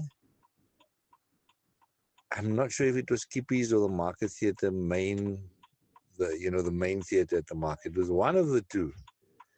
We were actually at the launch, at Sipo's launch. I think my sister-in-law worked for the Market Theatre those years, so we were invited and stuff like that. But what a party! I've been a fan ever since, man. What a legend of the music industry in South Africa. And big ups to the boys from Pimville, Sipo, coming home with the League Cup, with the PSL Cup. Yeah. Congratulations! No, I'm so happy that you're still they're from Orlando, still man. Involved in the music industry. Great, man. That was one of the best parties I've ever attended. Thank you. We were dancing in the aisles, man, even on the seats. Great stuff. Thank you, sir. Thank you. Mpo here. For the sake of this conversation, Hot Sticks, can you please ask him if he still frequents Love More Music in Melville? And is he still helping out the youngins that want to learn how to play the sax, musical instruments, how to read music and so forth? Because I would really love to buy a sax from there and hopefully maybe get a session with him, man. Just one at least. Thanks, man. Yeah, absolutely, absolutely. Thank you for the previous caller as well. Yes, the market was the place, and I still think it is. It is one of those places that we should frequent. About the saxophone and the teaching, and so you know, there's a tendency for people to believe that because we play instruments, we're teachers. Teaching is a skill. It's a skill. It's a complex skill. You need patience. You know, yes, you can share some of the things, the ideas, but I'd really love to say, go to Lovemore and buy yourself a saxophone. And when you have time, do come through. I'll show you a few things about how to play saxophone. do it. But going to study, then you must apply to go to any of the institutions that will help you beyond what I can help you with. Bull, you're calling us from Port Shepstone in KwaZulu-Natal. Good morning. Good morning, Clement, and good morning to Hot Sticks. Ah, man, what a privilege and an honor to speak to Hot Sticks. Hope you guys are well. Thank you. Good. Thank you, Boo. It's Hot Sticks. Yes, sir. I met you the first time in 1982. You came to Port Shepstone and performed at the Andra Hall in Marburg. Yeah. I don't know if you can even remember that. Well, What I was happened? still young to remember. Yeah, you see, these memories, I was still a lighty that time, probably about 14 years old. Wow. And you were dishing out, instead of singing Jive Soweto, you made Port Shepstone a part of the song, and eventually it was titled Jive Port Shepstone. Yeah. Nice one. And we were enjoying it, and eventually you you called me up to the stage. Oh, wow. And I think I sang a line or two, and I gave you back the mic. And I was walking out of the stage, and eventually you got me by the shoulder, and you gave me the mic back. And I think I sang that whole song. Oh, wow. You must have gotten the whole crowd crazy. Yeah, absolutely, man, absolutely. You know, we had our Metric 40th reunion just the end of last year, beginning of this year. And as Clement was saying, if Burnout doesn't play, there's no Joel without that song. No. Yeah. You're playing if you don't play Burnout. Bill in Port Shepstone, KZN, thanks for your call. Yeah. We've got Tulani in Node. Tulani, hi. Hi, guys. Hi, Sure. Hey, your beard's back, ne? And, It is. and people, Have you seen Bra Hotstick's beard, by the way? He's got the best beard. Guys, go watch on the 702 YouTube page now. So I don't know whether you remember this, Hot Sticks, but when Ike said this man is humble, he's stupidly humble. And I just want to put flesh on that story. Yeah. We were in Lesotho. I just did a tribute speech to the late, great Morabo. And I likened him to a blue note. I think it was a speech for musicians, really, because only musicians. Oh, wow. Jazz boys know what a blue note is. Yeah. And at the end of it, I just saw this bald head kneeling down in front of me. I'm wondering what's going on. And then he stands up, and it's Hot Sticks, and he's kneeling down to me. And I mean, and I look up to him. I'm a sax player. I have a tone, but I need your chops. And, but for Hot Sticks to be kneeling down, my God. Anyway, respect, man. Thank Beautiful. you. Thank you so much, Tulani Norwood. Colin in Soweto. Thank you, Tulani. Good morning. Morning, Clemza. Sure. Yeah. Sipo. Yes, sir. Yeah, I think you should tell the guys about Clement Lapo. Where do you come from? Clement, we has a good time. Does he know about the Beatles? Yes. He knows about the Beatles. He wouldn't be away. Okay. Then he knows. Then that's nice, Sipo. Yeah. Sipo, it's Colin from Orlando West. Oh, Bro Colin, thank you so much. Thank you so much, Bro Colin. Yes. Yeah, it's I'm good to hear your voice. Yeah, ngiyabonga, Bro Colin. From Orlando West. Was it Orlando? From Orlando West. Thank you, Bro Colin. Stephen in Dobsonville, hi. Hi, Brasipo. It's Stephen in Dobsonville. Thank you very much, Clement, for this program.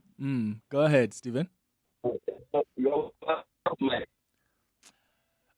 Steve Ovo, the line. In 2020. Okay, yeah.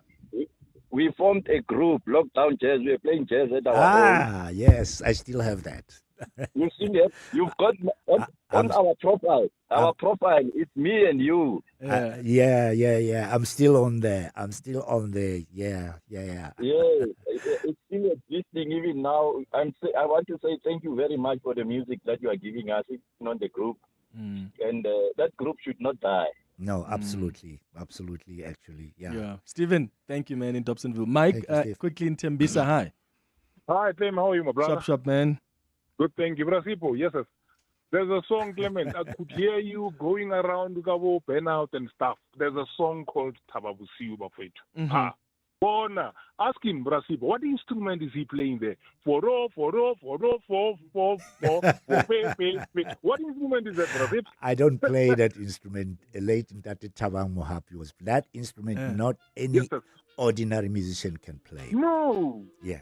This is the one, hey, Mike? There we go. Thank you, Brasipo. Cheers. Enjoy your day.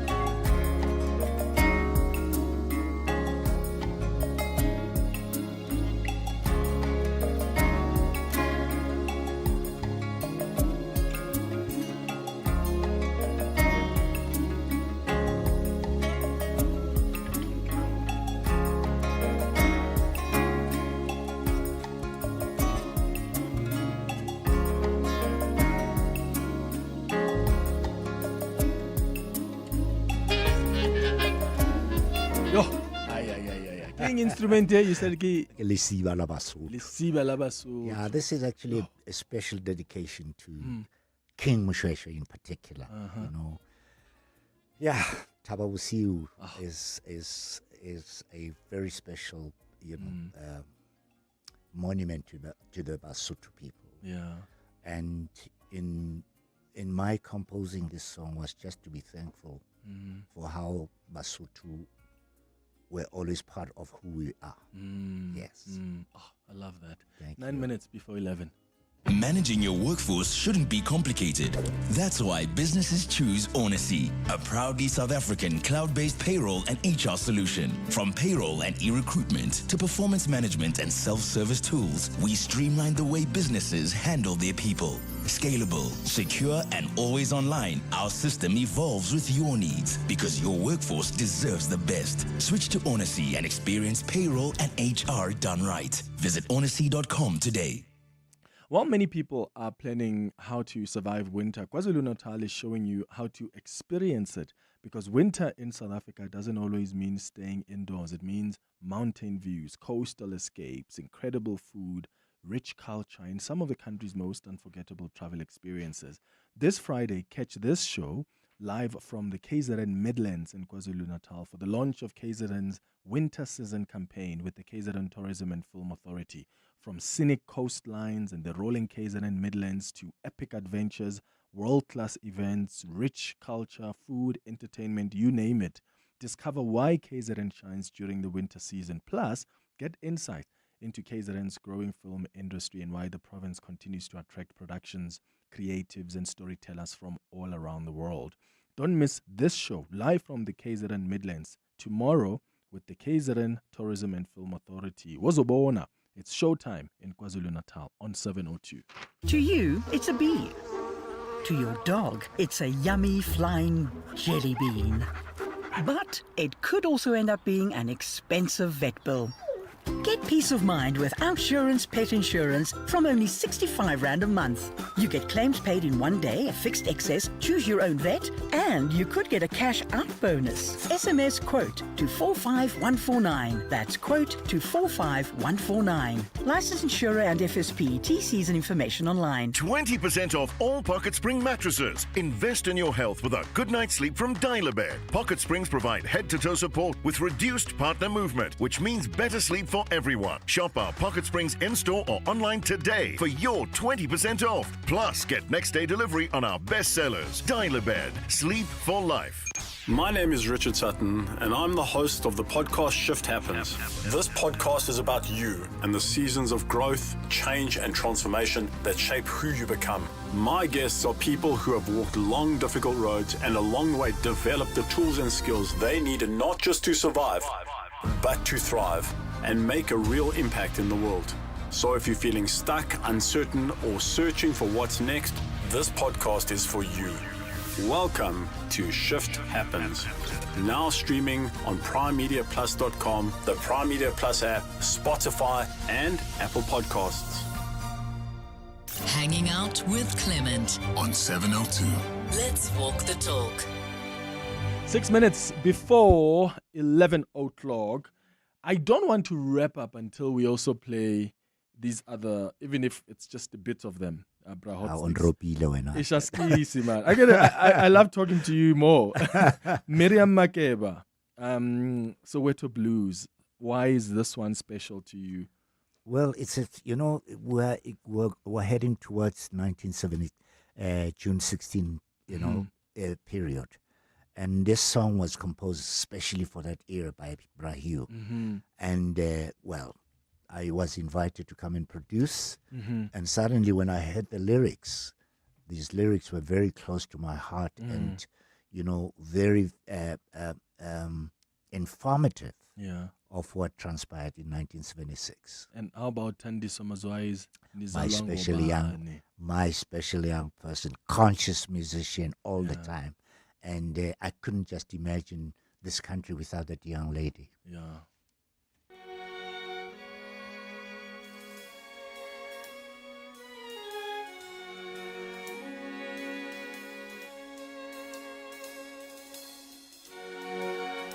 The world changes, revolutionaries die, and the children forget. The ghetto is our first love, and our dreams are drenched in gold. We don't even cry. We don't even cry about it no more. Are the beautiful ones really dead? Nisi libe noma, nisala ngoma. Oh, nisala ngoma. Nisi libe noma, nisala ngoma nina. Oh, nisala ngoma. Nisi libe noma, nisala ngoma. Oh, nisala ngoma. Nisi libe noma, nisala ngoma nina. Oh, nisala ngoma.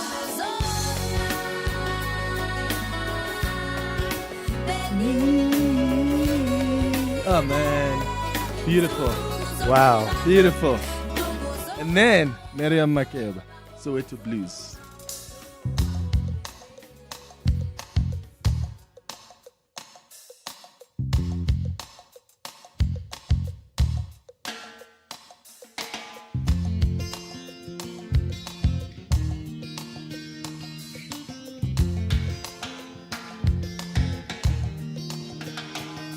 The children got a letter from the master. It said no more Xhosa, Sotho, no more Zulu. Refusing to comply, they sent an answer. That's when the policeman came to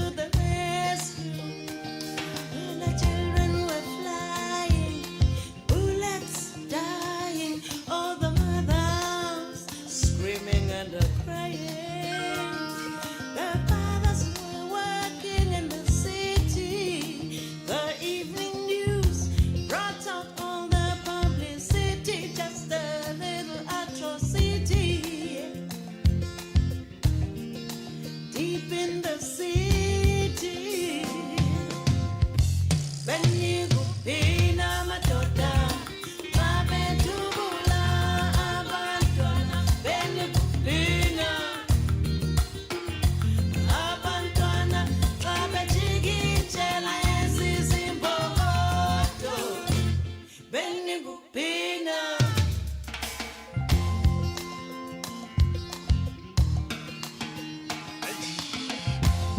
Clement, you're hanging with the legend there, man, hey?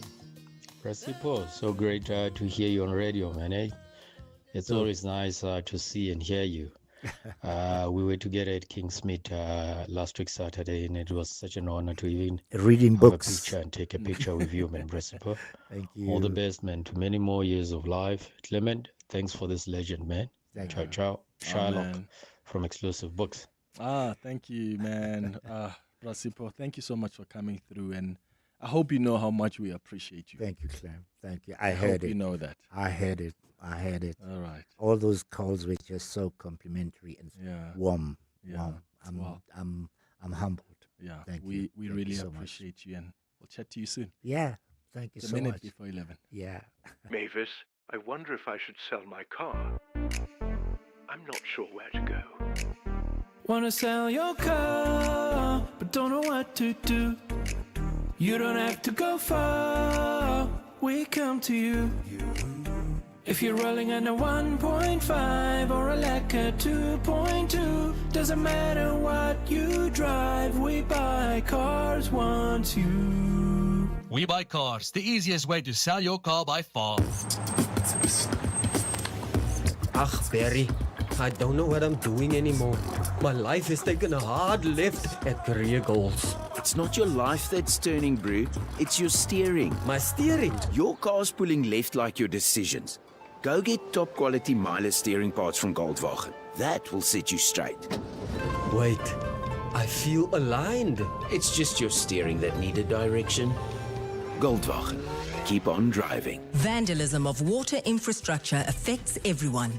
Theft and damage to pipes, meters, valves, reservoirs, and other critical systems can lead to outages, low pressure, water losses, sewer spillages, and costly repairs that impact communities across the city. Johannesburg Water urges residents to help protect public infrastructure by reporting vandalism, theft, or suspicious activity.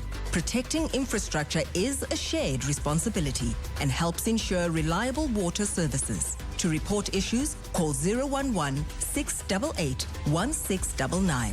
Brought to you by Johannesburg Water. 20% off all Pocket Spring mattresses. Invest in your health with a good night's sleep from Dial-A-Bed. Pocket Springs provide head-to-toe support with reduced partner movement, which means better sleep for everyone. Shop our Pocket Springs in-store or online today for your 20% off. Plus, get next-day delivery on our best sellers. Dial-A-Bed. Sleep for life.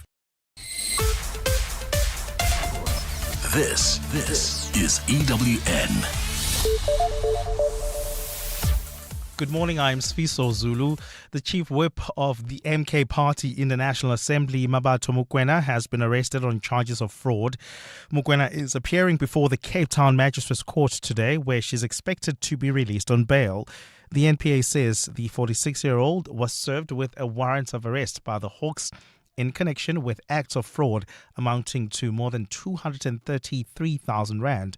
Babalondenza reports. Mabato Magwenya is currently the MK Party's chief whip in the National Assembly, but the allegations of fraud stem from her time as the National Council of Province's chief whip. Magwenya allegedly demanded the funds from party employees and went as far as threatening them with removal. While Magwenya has denied the claims, the Hawks alleged that during August 2024 and December 2024, she had headhunted and recruited 4 individuals into the party as researchers. During their employment, she demanded payments under the pretext that it was for the legal cost of the president of the party, Jacob Zuma. The officials were forced to pay 50 to 60% of their salaries. Last year, the MK party found her guilty of extorting a huge portion of the salaries of some of the party's parliamentary employees. Babalo Ndenza, Eyewitness News, Parliament. The impeachment committee established to investigate alleged misconduct by President Cyril Ramaphosa has its first meeting scheduled for Monday. This despite a decision by Parliament whether or not to oppose Ramaphosa's legal review on an impeachment report still hanging in the balance. The Secretary to the National Assembly made the announcement this morning at a meeting of the Assembly's Program Committee. In accordance with House rules, a committee must hold its first meeting within 5 working days of being established. Lindsay Tentlinker reports. On Monday, Speaker Toko Didiza named 31 members who will consider President Cyril Ramaphosa's impeachment after being compelled by the Constitutional Court to follow through on the recommendations of the independent panel report it dismissed in 2022. Today, the EFF and ATM probed the administration as to when the committee will get down to business. ATM parliamentary leader Vuyo Zungula originally initiated the impeachment process in the 6th Parliament. There's nothing that has said, that has given direction or raised questions about that committee not sitting. Secretary to the National Assembly, Masibulele Xaso, says the 16 political parties will officially be informed of next steps today. The intention is that the committee sits on Monday. So we'll send a communication in that regard in the course of today. Meanwhile, Parliament's legal unit says it's still receiving external counsel on how to respond to the legal review of the parliamentary impeachment report. Lindsay Dentinger, Eyewitness News, Parliament. The Northwest Government has awarded tenders amounting to more than 250 million rand to controversial businessman and ANC benefactor Suleiman Karim. But Premier Lazarus Mokhosi says all the contracts were above board. This information is contained in a recent legislature response to questions posed by the DA. Tabiso Koba reports. Until recently, Suleiman Karim was the ANC's treasurer in the Ngaka Modiri Mulemo region. When Karim appeared at the Madlanga Commission, it was revealed that his companies had been awarded more than 300 million rand worth of tenders in municipalities based in this region. New information now reveals Karim has also been doing business with the Northwest Government. In a legislature response, Premier Lazarus Mokhosi says the provincial government has awarded at least 10 tenders to companies owned by Karim, amounting to just over 251 million rand. The tenders were mainly for security and transport services, with the largest of these being the 168 million rand the Department of Transport paid to Tasnet Coach Lines and Ziggy Investment for commuter transports. The Premier says the work was completed in all the tenders. Tabiso Koba, Eyewitness News. And the Justice Department in the U.S. has launched a criminal investigation into E. Jean Carroll, the former magazine columnist who accused President Donald Trump of sexual assault. The investigation is focused on whether Carroll committed perjury in testimony tied to her 2 civil lawsuits against the president. One alleging he sexually abused her in a New York store in the 1990s, and the second for defaming her when in 2019 he repeatedly denied the assault. Prosecutors' theory hinges on a 2022 deposition statement by Carroll that she received no outside funding for her lawsuit, though it was later revealed that billionaire Reid Hoffman had paid some legal fees and expenses. The probe is the latest move in the department's ceaseless and somewhat strained efforts to meet Trump's demands to target his long-standing personal foes. Gold is trading at $4,388.36 an ounce. The rand is at 16.41 to the dollar, 21.99 to the pound, 19.6 to the euro. Brent crude oil is at $96.92 a barrel. And in the traffic, we've got a major accident seen in Sandton along the M1 South. It happened right near Greyston Drive. Delays coming out of Woodmead Drive. And if you are traveling in Cosmo City, another accident seen reported on Malibongwe Drive. This one is right near Boundary Road. It's causing delays. A fine day in store for Gauteng. The temperatures will peak at highs between 23 and 24 degrees. The top story in EWN this hour: the chief whip of the MK party in the National Assembly has been arrested on charges of fraud. EWN, in touch, in tune, and independent. For the latest, visit ewn.co.za or download the EWN app. We're calling on Joburg to walk the inner city with us. In 702 Josie My Josie Walk the Talk. Babize bonke. Enter now on primemediaplus.com. You're with Clement Manyathela On 702. Let's Walk the Talk, streaming on the Prime Media Plus app, DSTV channel 856. 92.7 and 106 FM.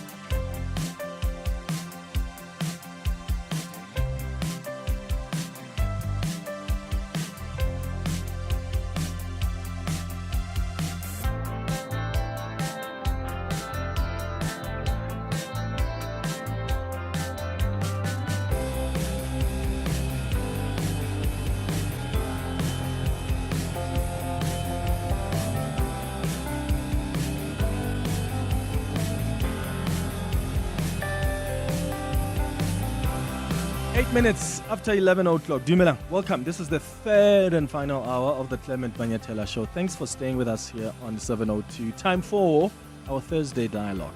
The Dialogue with Clement Manyathela. It's not just another roundtable discussion. Let's Walk the Talk on 702.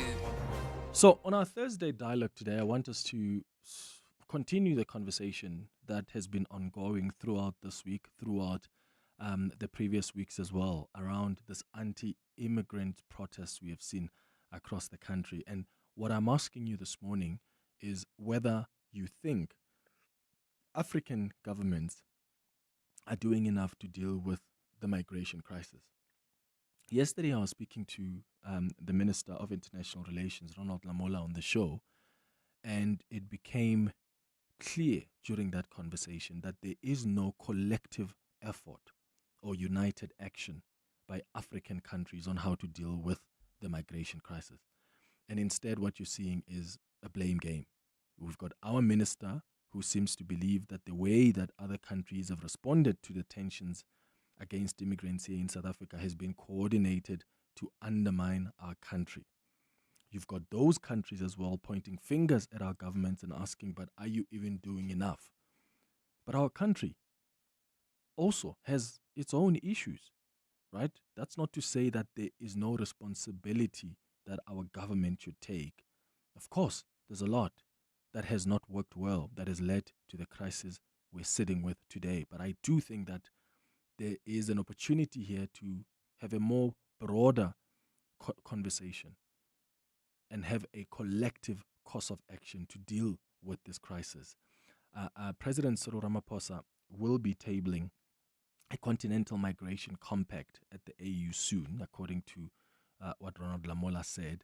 Just yesterday, we saw about 300 Ghanaian nationals being deported. Well, we're not really being deported. They departed. They just left voluntarily from OR Tambo International Airport yesterday, following, of course, these waves of anti-immigrant protests. And it was part of voluntary repatriation process for Ghanaian citizens who felt that they are no longer feeling safe in South Africa. So the question I'm asking you today is, what do you think should be the responsibility that fellow African countries take for the large numbers of citizens leaving their countries? Because some reasons for the migration include unemployment. They include political instability. Sometimes there's poor governance that's driving people out in their home countries. So what accountability do these governments take for this crisis? And look, of course, migration is a global phenomenon. You can't stop that. People will always move to other countries in search of better economic prospects, while others arrive here seeking asylum. But it's about how you manage it as a country. And you've got to ask questions about how our country has managed the process. We are one of the most developed and highly industrialized countries on the continent. Of course, we're going to bear the brunt. We've always been a magnet for immigrants looking for better economic prospects. We just need to have a plan. And not a plan as South Africa alone, but as a continent. Africa needs to develop a common migration framework that balances freedom of movement with national stability. We need clear-cut policies that can address this issue. And honestly, we have fallen short of that over the last 30 years. So I've got some guests who are going to join me as we try and figure out what kind of collective, united kind of action is necessary to deal with the migration crisis. Because it may be us, maybe, who feel the brunt today. Tomorrow it will be another country. At some point, other countries on the continent have been affected. So the minute we start having that collective discussion, right, towards a collective solution, that will be when we start looking and finding solutions to this crisis. I would like to know what your thoughts are, what you think of what the options available are. What could be the solutions? How can we get all the countries on this continent to work together towards this collective plan? Share your thoughts on 011-883-0702. You can share your WhatsApps as well on 0727021702. Let's start this conversation now. I'll bring in someone from Ghana specifically because it's their citizens who were the first to leave, with the government of Ghana, of course, organizing that plane for them. So I'll bring them at some point to come and speak to us about how that went yesterday when their citizens were departing OR Tambo International Airport. But I want to bring in now Thembisa Fakude, who's a Senior Research Fellow and Director at Africa-Asia Dialogues, joining us on the line. Thembisa, thank you for making time. Good morning. Good morning. Thanks for having me. Yeah, and I'll be joined by Dr. Gideon Chitanga as well, who's a political analyst. But Thembisa, let me start with just the question I'm also asking the listeners this morning. What do you think should be the responsibility that some of these governments on the continent take in dealing with the migration crisis? Do you get a sense that there is a collective effort? Because it's almost like, each country to their own. Yes, I think we're putting the cart before the horse. What I personally think needs to be done is to strengthen the nations of Africa first. The 54 nations must be strong enough, have viable political participation in democracies and economic development. And that could be just a solution to stop this flowing of people who are desperate to feed their families and children to countries such as South Africa. But as long as we turn a blind eye on the actual elephant in the room, which is misgovernance, dictatorship, corruption, particularly in all of these countries, I don't think we will be able to solve the problem that we're currently facing. At the same time, people will always seek better opportunities. People will always want to move to where they can plan and have a better future for their children. And you can't falter them nor condemn them for that. We all want that.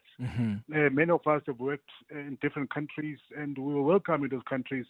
And the reason why we went to those countries were for opportunities. So Africans are also looking for opportunities. And unfortunately, we have very limited countries in Africa where Africans can emigrate with an intention of bettering their lives. And we need to also make a point that not all Africans who come to South Africa are here to commit crime. Of course. They're here looking for better opportunities for their families. But the elephant in the room is this fail of these governments that want to overstay their life and tenure and political positions, and they're failing their people and making wrong political decisions. And this is why we find ourselves in this situation. And their citizens then are left with no choice but to leave, whether for safety reasons or for those better economic opportunities. And I was saying to the Minister of International Relations yesterday that it doesn't really help for us to employ quiet diplomacy and look the other way when there are problems in our brother or sister nations, because ultimately when things worsen, and like they did in Zimbabwe, we bear the brunt. I mean, the situation in Zimbabwe in the 2000s worsens when there was an economic meltdown, and the majority of people who left settled here. What I get, though, Thembisa, is even the way that some of the governments on this continent have responded has sort of almost been like, we blame you because you are failing to control your citizens, as opposed to let's have a collective conversation, because there must be a conversation about why people have left. Yes, there are many issues and failures around South Africa and our porous borders and how we manage immigration here.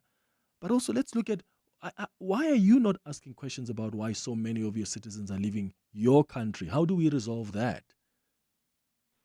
Yeah, it's an important question. You know, the other thing is I think the African countries were quick to criticize South Africa, many of whom have reached positions and decisions on South Africa being xenophobic, notwithstanding that the term xenophobia is a very big term in social sciences. There are certain kind of characteristics that you have to meet, or you know, certain traits that you have to meet before you can declare any country xenophobic or any country committing genocide, for a lack of a better example. So you have African countries are already saying South Africa is xenophobic, which I've got a problem with it. But importantly also is that they also don't give us the credence that we deserve. Social and civil society in this country has been very vocal in terms of speaking against attacks on foreign African migrants in this country. The government of this country has done quite a lot in terms of encouraging people to be tolerant and deal with the challenges that we're facing. The security cluster has been very, very vigilant in terms of warning people not to take matters into their own hands. So South Africa has really done quite a lot as civil society plus government in terms of making sure that we deal with the situation. Mm-hmm. The problem is that you have officials who are entrusted with the responsibility of leadership in these countries who are commenting based on social media postings. It's a problem. In Ghana, for example, if you listen to some of these politicians, which I've done over the past couple of days, all the comments are based on social media postings. And some of those are fake posts, like they're old videos of attacks from 2008, and they position it as if that's what's happening now. Indeed, and this is very, of course, worrying because everybody else is jumping on a bandwagon based on social media posts. Again, this lacks scientific evidence.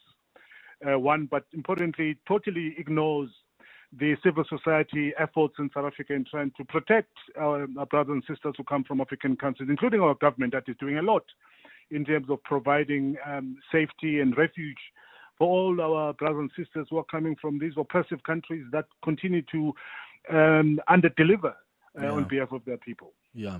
Let's bring in Dr. Gideon Chitanga, who is a visiting researcher, at the Ludwig Maximilian University, joining us on the line. Dr. Chitanga, thank you for making time as well. Good morning. Good morning. How are you? I'm all right. What do you think of just the migration crisis and how it's being handled from a continental point of view? Do you find that there's a lot of, pointing of fingers, or is there a collective effort here or a united action on how to deal with this crisis? So the perceptions that I'm getting at a continental level, they are basically reactive. And I think it is necessarily because the continental institutional framework tend to focus more on addressing criminal issues related to immigration and not immigration in the context that we are discussing it in South Africa, which is more complex. It's beyond. So the criminal activities are just part of a larger process that is also raising a lot of domestic issues in South Africa. And in the past, not only in these past few weeks, because this has happened before, African countries tend to quickly flag concerns about how their citizens who are living in South Africa, either legally or otherwise, are treated. And that has been mainly the sole focus, I think, or the main message that you get, a criticism of how the South African government is relating to the problem. There hasn't been, whether it's within the SADC or broadly, because there are Africans who come to South Africa from East Africa, West Africa, and even beyond, both black and white, I think, except that the majority of immigrants become black and poor because of the situations of the countries where they come from. So we are dealing with a situation where most African governments have become reactive, taken a politically self-serving posture, where they message to their domestic constituencies to say we are defending our citizens who are under attack in South Africa. And I think this is very unhelpful. I think earlier in the conversation, I heard they mention relating to also how these messages are being communicated outside and beyond the normal diplomatic channels. So you have ministers in governments in other African countries who are actually reacting on social media platforms. Well, social media has become part of our norm of communication, but I think that diplomatic channels are better off in addressing sensitive, collective issues, and sometimes very sensitive issues like we are dealing with. The last part is South Africa also finds itself in a very difficult situation because now and then moments of what has been characterized as xenophobia happen in the country. So what we are discussing today is not the first of the many cases that the government has had to deal with. I think what has been missing is a comprehensive engagement with other African governments, clarity also on policy, on first enforcement in terms of law and order. Last week, I have had to also raise that in terms of how this issue is criminalized and politicized, I think that there is a sense in which it becomes a state security issue where the government of South Africa must be concerned first with its reputation, second with who is stoking some of the protests, what is their agenda. Are they still within the framework of citizens who are raising a legitimate issue, or there are other entities which are opportunistically exploiting this issue, which is, by the way, legitimate, but it could be then used for other goals that are beyond the legitimate expression of an issue that our citizens are concerned with, and they're calling their government to address. Yeah, in fact, the Minister of International Relations yesterday said so, because there seems to be some belief from our government that there are some people or faceless organizations that are funding some of these fringe groups, even though the issues they're raising are legitimate, but they are funding them to try and politicize this entire thing to position the country in a particular light. It's 25 minutes after 11 o'clock. More on this conversation after the break. I'll come to your calls and WhatsApps as well. Keep them coming. Hi, this is Michael Owen, Hollywood Bets brand ambassador. Being a champion, I know the best performances come from making the right decisions on and off the pitch. Enjoy the game, enjoy the excitement, but play responsibly. Gambling responsibly is about staying in control so you can enjoy it your way.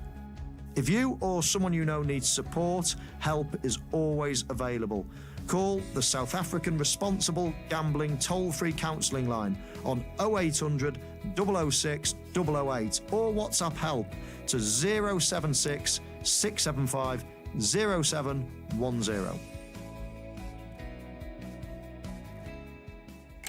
Tax deadlines don't have to result in penalties. With the 31 May employer submission deadline approaching, avoid lastminute.com. Submit your accurate employer reconciliation declaration, EMP 501, on time using EasyFile or e-filing. Employers, make your tax matters your priority number one. Submit by 31 May 2026. Go to sars.gov.za. SARS, at your service. Your boss noticed. Your ex noticed. The neighbors definitely noticed. Because some cars say, I rented a car. And some cars say, I rented the car. Sani Sixt Rent a Car. Premium rentals. For people who don't settle. Choose the right car. Rinsani 6th on sani.co.za. 20% off all Pocket Spring mattresses. Invest in your health with a good night's sleep from Dial-A-Bed. Pocket Springs provide head-to-toe support with reduced partner movement, which means better sleep for everyone. Shop our Pocket Springs in-store or online today for your 20% off. Plus, get next-day delivery on our best sellers. Dial-A-Bed. Sleep for life. On Sunday, 26 July, the entire city unites for the 702 Josie My Josie Walk the Talk. Walk the talk. And because Joburg is more than just a city, we'll be walking for the people. Babize bonke.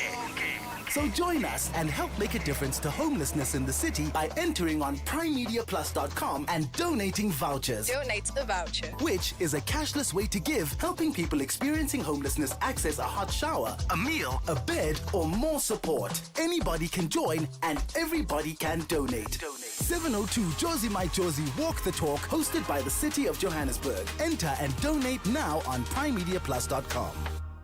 The Dialogue with Clement Manyathela. It's not just another roundtable discussion. Let's walk the talk on 702. It's 11:28. We're having a conversation on our Thursday Dialogue this morning around a collective effort of sorts, or some united action, a continental position on the issue of migration. This is not going to be solved by just South Africa or Zimbabwe or Ghana. No, it's going to need all of us, because migration is a global phenomenon. A lot of people are always going to move around our countries and continents in search for better opportunities. But ours is a unique crisis in that we've got our own failures in our systems here in South Africa, but we've also witnessed some failures in other governments that ultimately lead to people leaving, whether it's because of human rights abuses, whether it's because of the crackdown on dissidents. It could be anything, right? Maybe lack of economic opportunities, the economy is failing. And for as long as we're not having discussions about why most of the people who are here, and I'm talking about those who are here illegally, are leaving their own countries, if we're not having that conversation, then we're not going to solve the situation. Because then you think it's only just one-sided. And I think it needs a collective effort. And I'm asking you what you think that collective effort could be. I've got your calls and your WhatsApps that are coming through. We'll get to them after the latest in Eyewitness News headlines. It's now 11:30. Zingi Sop has the latest in Eyewitness News headlines. Good morning. Thanks, Clement. Good morning. The chief whip of the MK party in the National Assembly has been arrested on charges of fraud. The MPA says the 46-year-old was served with a warrant of arrest by the Hawks in connection with acts of fraud amounting to just more than 233,000 rand. The MPA has also confirmed being served with an urgent interdict to halt its extortion case against taxi tycoon Joe Ferrari Sbanyoni and his 3 co-accused. The high-profile case against the taxi bosses Sbanyoni and Bafana Sindane is expected back in court today, despite the urgent legal bid to stop the matter from being re-enrolled. And additional resources have been deployed to Khayelitsha following 3 mass shootings in 4 days. 6 men were targeted in a late-night attack in Khayelitsha yesterday. SAPS spokesperson Andre Trout says 3 survived the ambush and were rushed to hospital. Those are the headlines this EWN, and more at midday or as it happens. EWN Traffic. There's queuing traffic on the N12, the R24 West between Edenville Road and the Gilulis interchange. While travelling on the N3 North, do expect some delays approaching Van Buren Road. That's due to roadworks along this route. There's also queuing traffic due to more roadworks along the N1 South. This is in the Deep Kloof area, right at the Deep Kloof interchange. And then travelling on the M1 South in the Sandton area, we still have got those delays between Grayston Drive and College Drive. That's due to an earlier accident. Then in Cosmos City, do expect heavy traffic volumes due to an accident along Malibongwe Drive approaching Boundary Road. More updates at the top of the hour. Stay tuned. There's more EWN on air, online, and on the EWN app. The Dialogue with Clement Manyathela. It's not just another roundtable discussion. Let's walk the talk on 702. 11:31. I'll come to your calls and WhatsApps in a moment. I want to just quickly bring in Benjamin Kwashi, who is Ghana's ambassador to South Africa, joining us via Zoom. Ambassador, thank you so much for making time as well. Good morning. Good morning. Thank you, my good brother. How are you? I'm all right, thank you. I want to maybe start with what happened yesterday at OR Tambo International Airport. How many of your citizens were able to depart yesterday? We presented a list of 300 evacuees who wanted to leave home, but we only got 296 on the flight. There was one that had to do with a mother who needed to present some documentations for the children. Unfortunately, she had left the documentations at home, so there was no way she could have traveled. Yeah, so we had 296 going home. Okay, and out of the 296, how many were here legally and how many were here illegally? Well, I've heard a statement that was put out that only 10 of them were legal. That is not true. That is false. Again, it leads us to determining who an illegal migrant is in this country. When you have somebody who enters the country with a visa and then decides to establish a business and goes to the Department of Home Affairs, makes application for a work permit and is granted a work permit, after 3 years, that work permit expires. He or she goes back to the Department of Home Affairs and puts in an application for an extension of that permit. 4 years down the line, Home Affairs say they are still adjudicating. They have not come to a decision either to approve the visa or reject the visa. Then Home Affairs gives the person a slip and tells him that slip that you are holding, take it everywhere. In fact, you can even use that slip at the airport to fly into Ghana and come back with that slip until the determination of the matter is made by the Department of Home Affairs. 5 years down the line, you still have on their system that you are in process of being attended to. Do you call that person an illegal immigrant? You can't call that person an illegal immigrant because that person has fulfilled his part of it. Your institutions are also supposed to do A, B, C, D, which maybe because of the backlog of permits and visas that they have to approve, having been 5 years down the line. I have courses of 6 years down the line that I've called personally the Department of Home Affairs to say, what is happening to this person's permit? And they tell me that it's still under the process. You don't call these people illegal immigrants. These are legally documented migrants who are in their country. And they're being frustrated by the system. And I think that's fair. That's why even earlier I said we've got our own failures here. And also there's the issue of corruption as well. Because there are some people that need to get their documentation, but then there are Home Affairs officials who are asking for huge amounts of money because they know how desperate these people are. And some of them just don't have that amount of money. So they tell them, well, I'm not going to help you. So you are left wandering around without the required documentation. But part of the conversation we're having this morning, Ambassador, is what should be the collective effort? Because I find that when we've got these kind of anti-immigrant sentiments, even in this country, from a continental point of view, there's a blame game as opposed to having a conversation and sitting down as counterparts and asking, how do we resolve this migration crisis? Because I honestly think even countries where most of their citizens are leaving and coming to countries like South Africa for economic opportunities, they must take accountability. Because part of the reason people are leaving, whether it's Zimbabwe, whether it's Nigeria, whether it's Ghana, is that the economic and sometimes the political situation in that country may not be well. So people find themselves here who often say, well, that's because there are more opportunities here. I've left there because there are human rights abuses in Zimbabwe, some people have said. There's a crackdown on government opponents.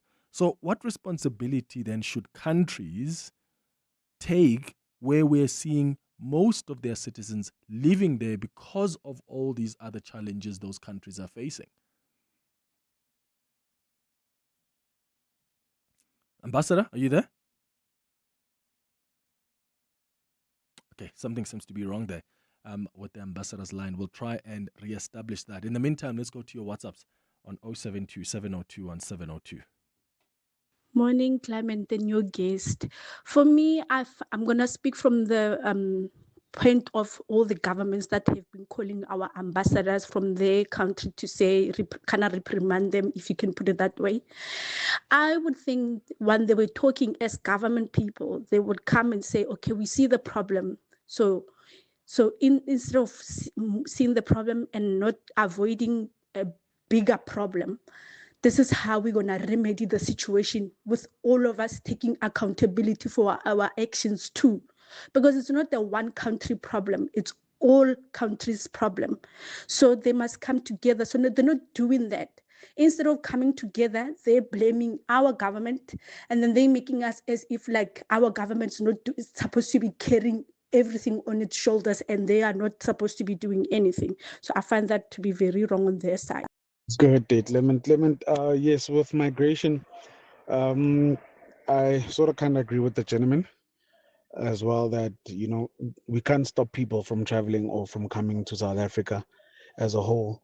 And but I also think that people should stop using the whole narrative that no economy has grown without migrants. Economies that grow with migrants are economies that have a low unemployment rate and a government that is conducive to creating environments for people that can thrive in them. Our government has failed to do that for its own citizens. So how do we expect it to do that for other countries' citizens when it has failed its own children in terms of healthcare, in terms of service delivery, in terms of safety, in terms of security, in terms of opportunities for them to grow? So if our situation as South Africans is bad as it is, and it's not conducive for growth, and the unemployment rate is increasing every year. Morning, Clement, on 702. When it comes to this issue of migration, we don't have any problem with migration as long as they are legally and then coming there and then abiding by our laws in any way as possible. That's not the problem. What's problematic is being entitled and also condescending and then calling South African lazy. If we are lazy in our own country and you have your own. Yeah. Oh, look, I do think that I'm trying to shift the conversation now to what the continent needs to do, right? And not so much about how people act here or the criminal elements, which, and of course, not every foreigner who's here is a criminal. But I'm trying to ask the question around the collective action, right? What can we all do as a continent? Because we are not going to, I tell you, even if we fix issues with our borders, we somehow do some investments, we fix issues with home affairs, that's not going to completely eliminate the crisis. It's not. So the conversation needs to also be about what happens in the countries where most of these citizens are leaving because of whether it's the economic situation, whether it's the political crisis. I'm told that we've got Ambassador Kwashi back on the line now. Ambassador, I was asking you, do we not? Okay, we don't have him back on the line. Let me tell you what, I'm going to take a quick ad break, and when we come back, I'll bring back Tembisa and Dr. Chitanga. Bongani Bingwa, 702 Breakfast. Weekday mornings, 6 to 9. Is it fair to say part of what we are now dealing with in terms of a migrant crisis in South Africa, our porous borders, the number of people who are here, many of them undocumented, in part can be traced to our open door policy towards the rest of the continent? Well, I don't know if we have an open door policy. I think some things look like an open door policy, but sometimes they look like incompetence by the South African government. There are many things which the ANC government was not able to manage properly.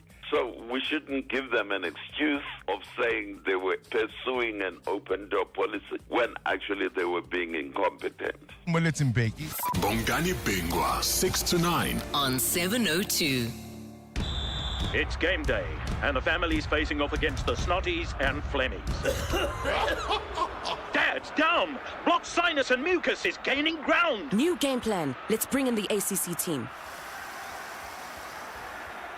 With ACC, Mom's got the winning play. Entering the field, ACC helps break down mucus and clear the airways. Choose the winning team when you're facing Snotties and Flemmies. If it doesn't say ACC, it's not ACC. At Specsavers, we're committed to offering affordable and professional eye care. That's why we're offering 1,500 Rand worth of savings with our winter promotion. Get a free frame up to the value of 1,500 Rand or use the 1,500 Rand on one of our leading vision enhancements, like Climate Eyes, which automatically adapts to changing light. To qualify, simply purchase a comprehensive eye examination and prescription frame and lenses. Affordable eye care, Specsavers. T's and C's apply. Your boss noticed. Your ex noticed. The neighbors definitely noticed. Because some cars say, I rented a car. And some cars say, I rented the car. Sani Sixt Rent a Car. Premium rentals. For people who don't settle. Choose the right car. Rent Sani Sixt on sani.co.za. The Dialogue with Clement Manyathela. It's not just another roundtable discussion. Let's walk the talk on 702. It's 18 minutes before 12 o'clock. Let me just wrap up that conversation with the ambassador, Ghana's ambassador to South Africa, Benjamin Kwashi. We had a bit of issues with the Zoom line, so we've got him on a telephone line now. I hope you can hear me clearly, Ambassador. Can you hear me? Yes, my brother, I can hear you now. How are you? Perfect. I think the network has been bad, yes. Yeah, what I was asking earlier is, do you get a sense that we're all working together here? Because I think I'm getting a sense that there's a blame game and there isn't responsibility that some of the countries where most of the migrants are coming from are taking. Because some people are here and most of them say, well, there's a political crisis or there's an economic, the economy is not growing, there are no economic opportunities, so I want to go to other countries to find better opportunities. So it's almost like there's no responsibility that those countries are taking. What's your sense? Do you think there's a collective effort here? I think that the 3,200 South Africans who have businesses in Ghana, over 200 businesses in Ghana, didn't travel to Ghana just for the sake of traveling there. They traveled there because of economic reasons. You still have the same number. Perhaps maybe Ghanaians in South Africa, the number is huge than that. But why are they here? Most of them are here for economic reasons, like you said. That is another means of immigration, migrating from your country to a different country. Some might have come here thinking that they were coming here on tourism purposes. They get here, they feel that, no, there's one or two things I can do in terms of business that would enable me make financial gains, both for my family back home and also contribute to the country's economy. What I think is the challenge that we are having here is the inability of the South African citizen to hold their institutions that are failing them. They seem to run away from the fact that it is their institutions' failure that has led to these challenges that we are having. Let's not blame anybody. Let's blame ourselves. I believe that if my government was also doing much back home and creating enough economic opportunities, people will not leave Ghana and come to South Africa. That is understandable. And so there are institutions in Ghana that are playing their parts very well. In Ghana, out of the 3,200 individual South Africans in Ghana, about 90% of them have what we call the Ghana card. The Ghana card is what it's your side of permits in this country. That Ghana card allows them to go open bank accounts, allows them to travel with that card anywhere they want to go to in that country. We've made it so easy. Why? Because we've allowed our state institutions to work.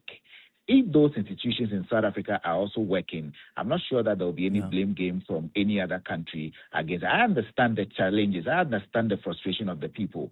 But let's channel those frustrations to the right people. Because if not that, we'll leave the problem, attack our colleagues or our friends from other African countries, and when they leave, we'll rather regret it. Of course, 300 Ghanaians have left yesterday. I'm hoping and praying that 300 economic opportunities have been presented to South Africans. Let's see them taking up those opportunities and making it worthwhile for the country. What's the situation in Ghana for people that may be there illegally? Do they have access to your public health care, to your public education as well? They have access to everything, everything in Ghana.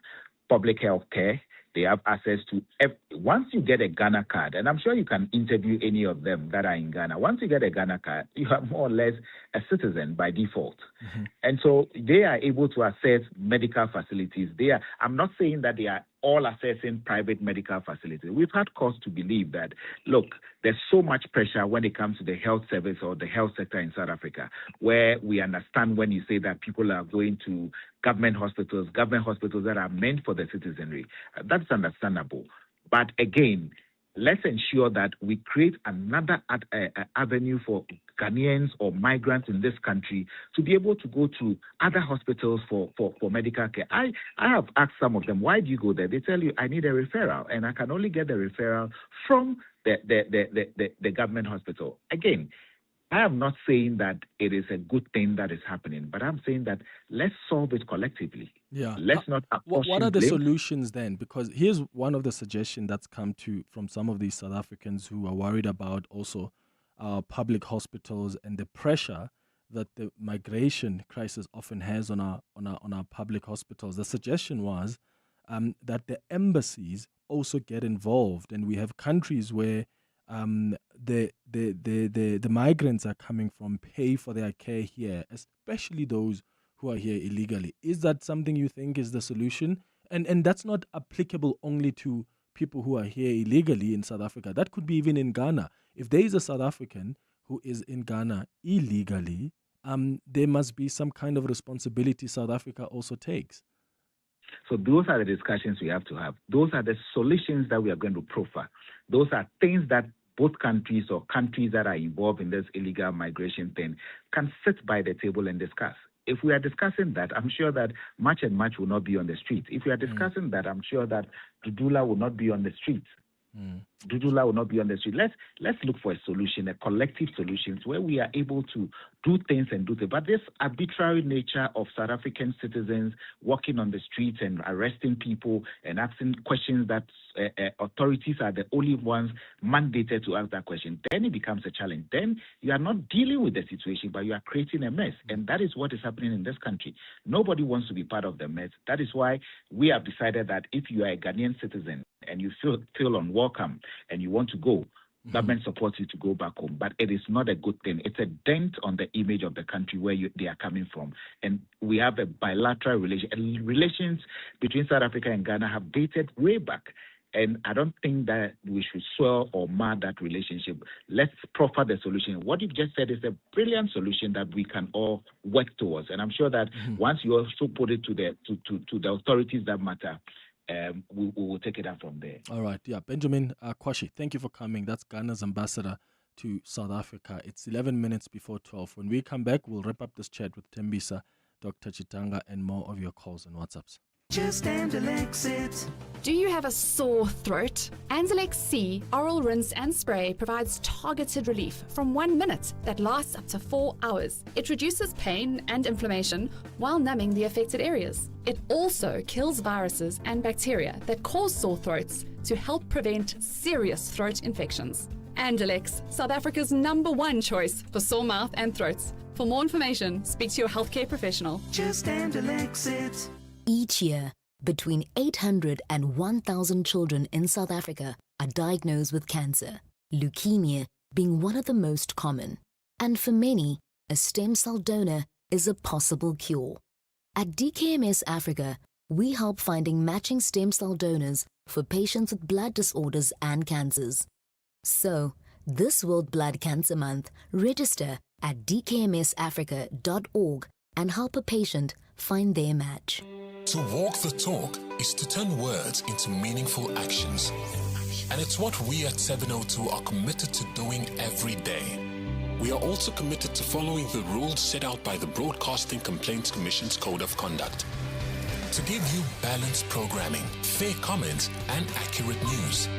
But if we stumble along the way and you feel we are not living up to the code, let us know on comment@702.co.za.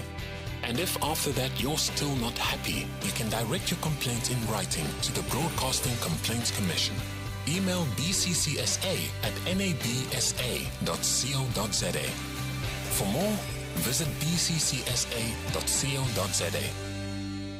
The Dialogue with Clement Manyathela. It's not just another roundtable discussion. Let's walk the talk on 702.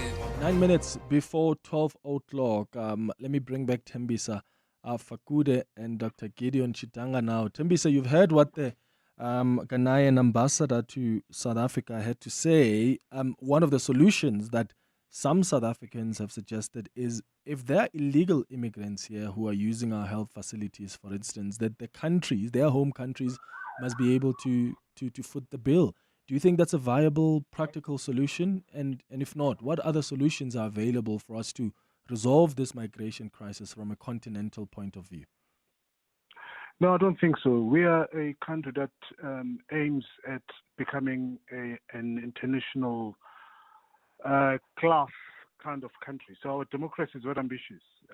And I think we need to follow what other progressive countries are doing around the world. And South Africa is at that point. We're not a very poor country. We can afford a lot of things. We just need to be more organized in terms of our planning. But I must say that I'm disappointed with the ambassador. He's whitewashing what's going on, accusing South Africa of being unkind to Ghanaian tourists who overstayed their visas, etc.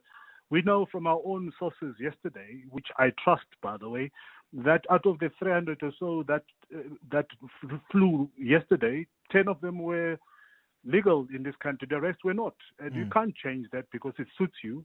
That's the first point. The other point is, again, it speaks as if these Ghanaians came here to offer us some sort of help.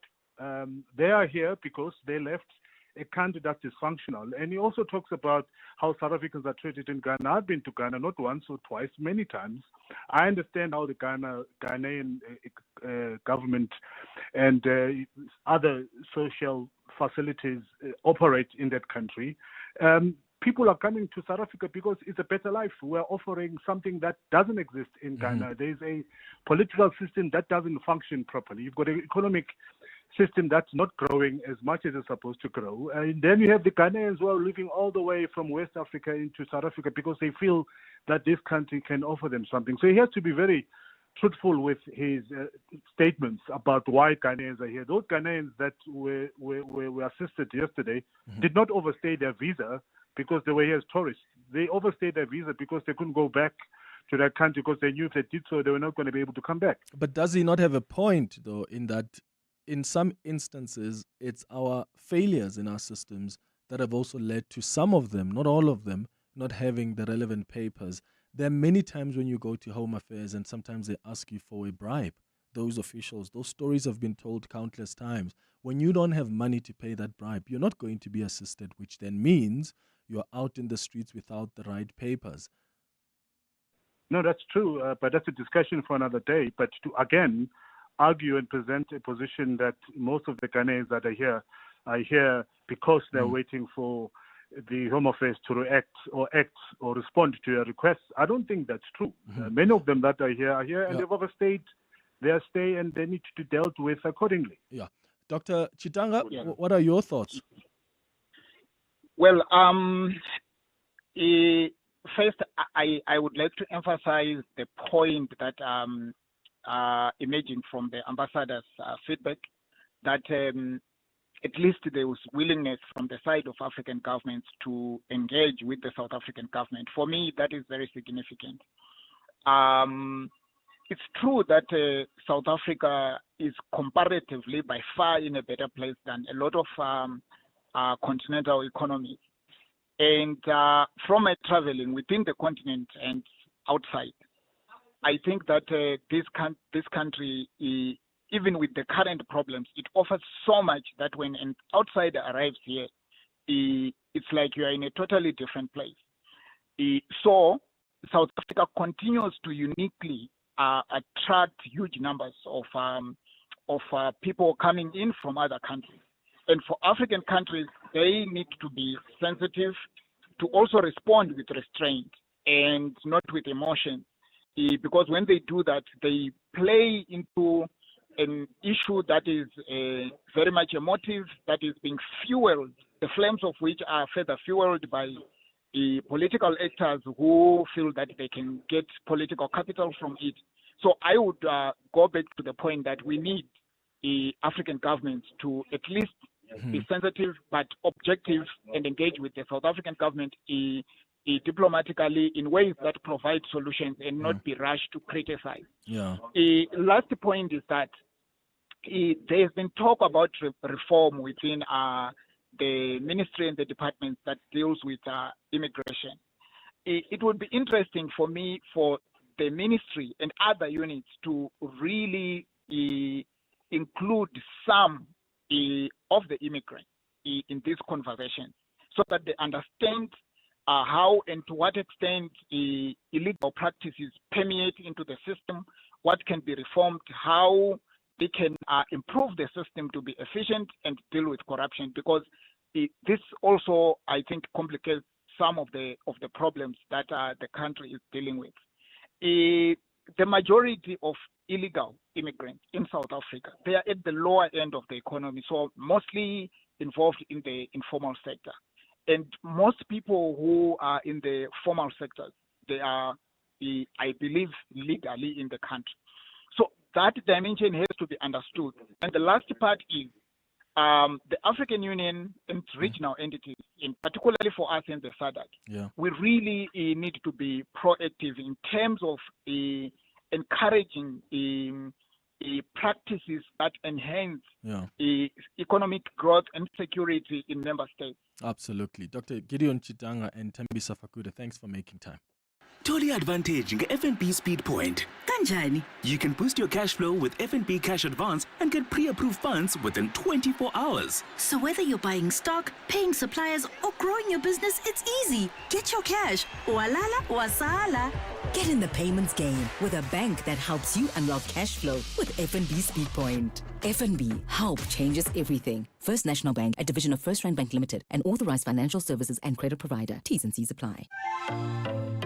Let's hear from Al, owner of Johnson's Cable, why it pays to switch to OUTsurance Business Insurance. I thought it was going to be difficult to switch to OUTsurance Business Insurance. Switching was so quick and easy. I'm happy with the premium that I'm paying now. For electrical, tradesman services, and all other businesses, get a quote today and see why it pays to switch to OUTsurance Business Insurance. Visit outsurance.co.za or call 08600 60,000 today. Licensed insurer and FSP. TCs and information online. Calling all wedding planners and venues, restaurants, conference centers, and hotels. Do you need tables and chairs? Home in One has it all. Do you need cutlery, crockery, table linen, and restaurant equipment? Home in One has it all. Do you need tents, gazebos, or umbrellas? Home in One has it all. Affordable prices, the latest trends, with 2 branches in Pretoria and Johannesburg. Shop online at homein1.co.za because we're your #1 choice. Home in One has it all.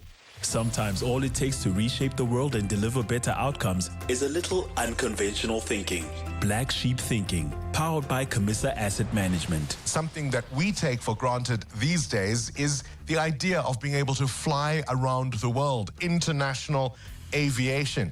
Yet in 1903, this was not commonplace. In fact, not only was it not commonplace, it was an idea that was very much in its nascence. It is, of course, the story of Wilbur and Orville Wright, who focused obsessively on control, inventing wing warping systems, and they tested hundreds of glider prototypes before adding engines. What are we talking about?